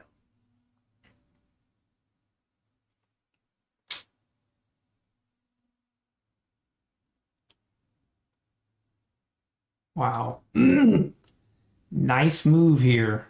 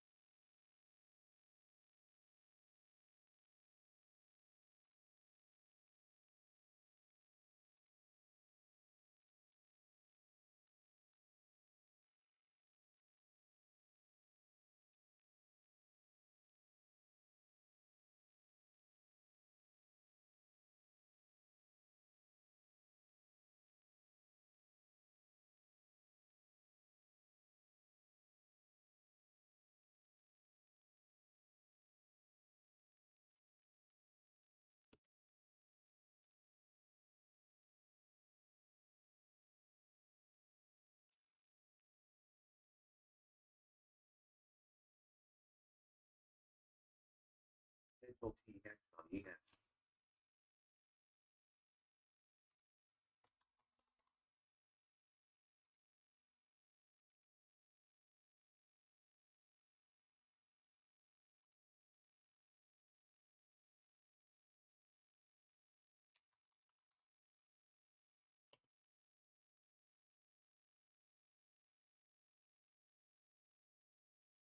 Wrap orders with exhaustion box on ES. All right, are we going to pull back now? We kind of having these overextended pullbacks. Potential TX on ES. Really hard to. Potential TX on CL. Potential double TX on What's CL. the deal with CL here going crazy? Hmm.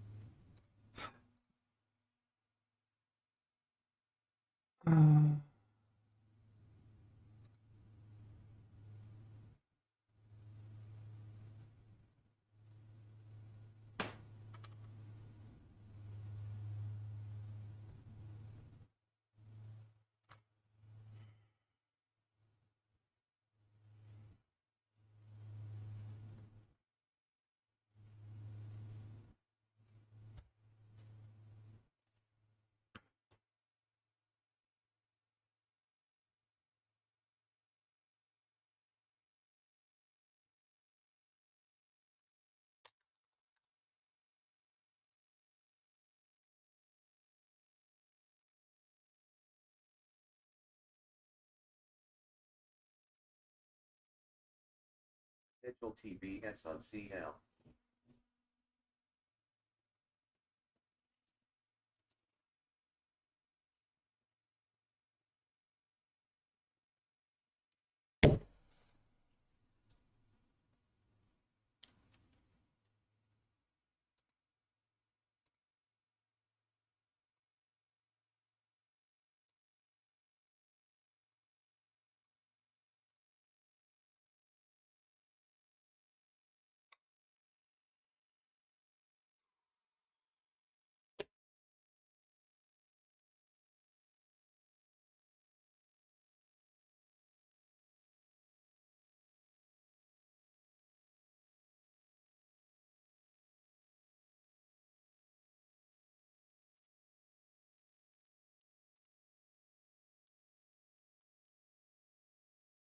Wrap orders with exhaustion box on CL. Double TX on CL.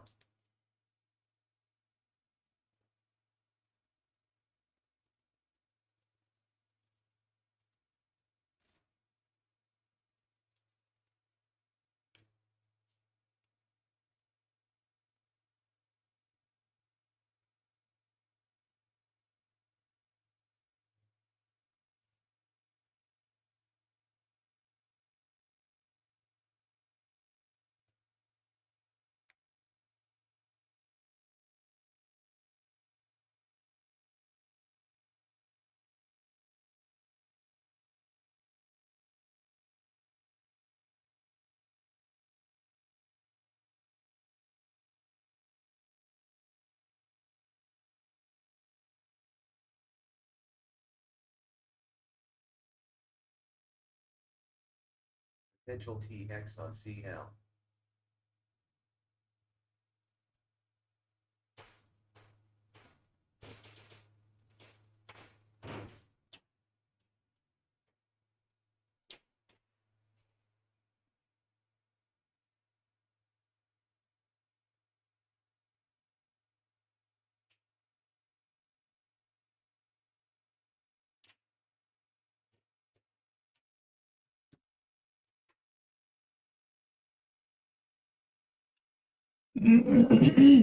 Excuse me. Okay, finally. Finally, I am done with my project. Sorry, I've been pretty distracted this morning. I don't feel like I missed a whole lot, but I have that done, and now I'm actually not quite sure what to do.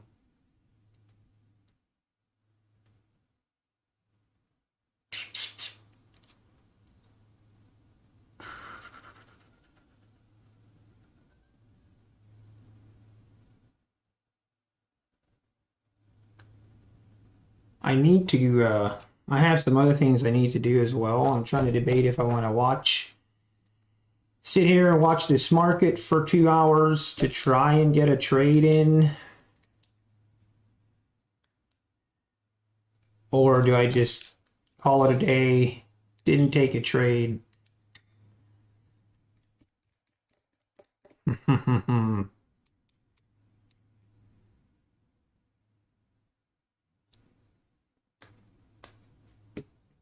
Does the stock sniper, yeah, I actually follow him.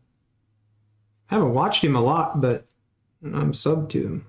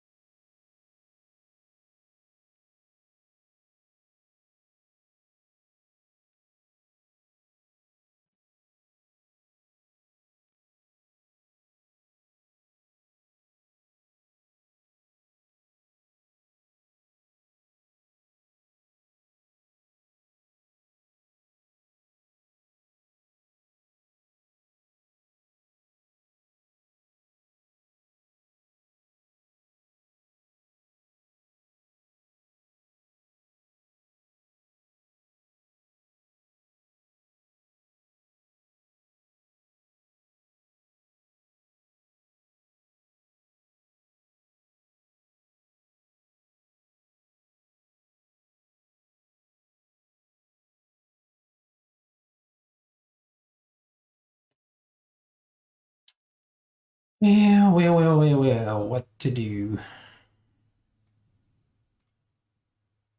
Okay, here's a bounce off crude oil. Double bottomed here. Got potential.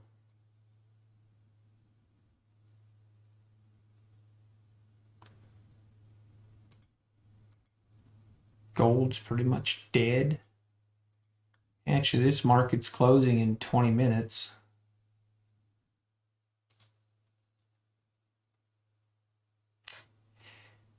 Yeah,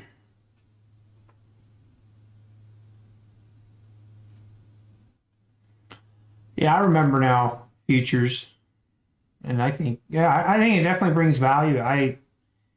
But that's quite a bit different than trading price action, or not a lot different, but it has a different. It's still different, so that's why I think it's great. But like I said, I'm not going to go and try and learn a lot of different strategies. Just not interested.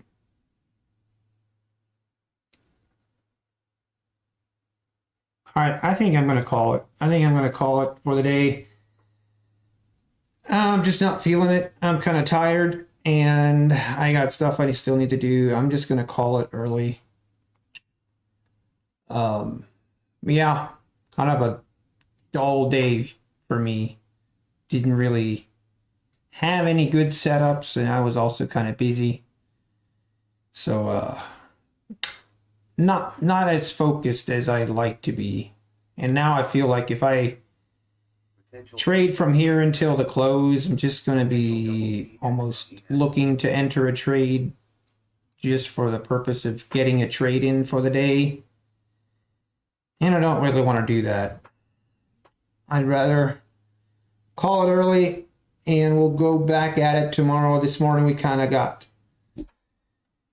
thrown off by the whole Rhythmic connection issues for the first, first hour or so. We couldn't trade. So yeah, I think we'll call it.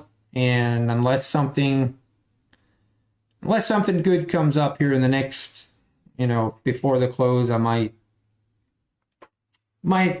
I don't know, maybe I'll take a trade before the close, but I doubt it. If I do, I'll just quickly go live so I have the trade on. But yeah, thanks for stopping in, everyone. Thanks for the subscriptions and the support. I appreciate it. But we are going to end it here. Do my summary report, which will be very short. And we'll see you tomorrow.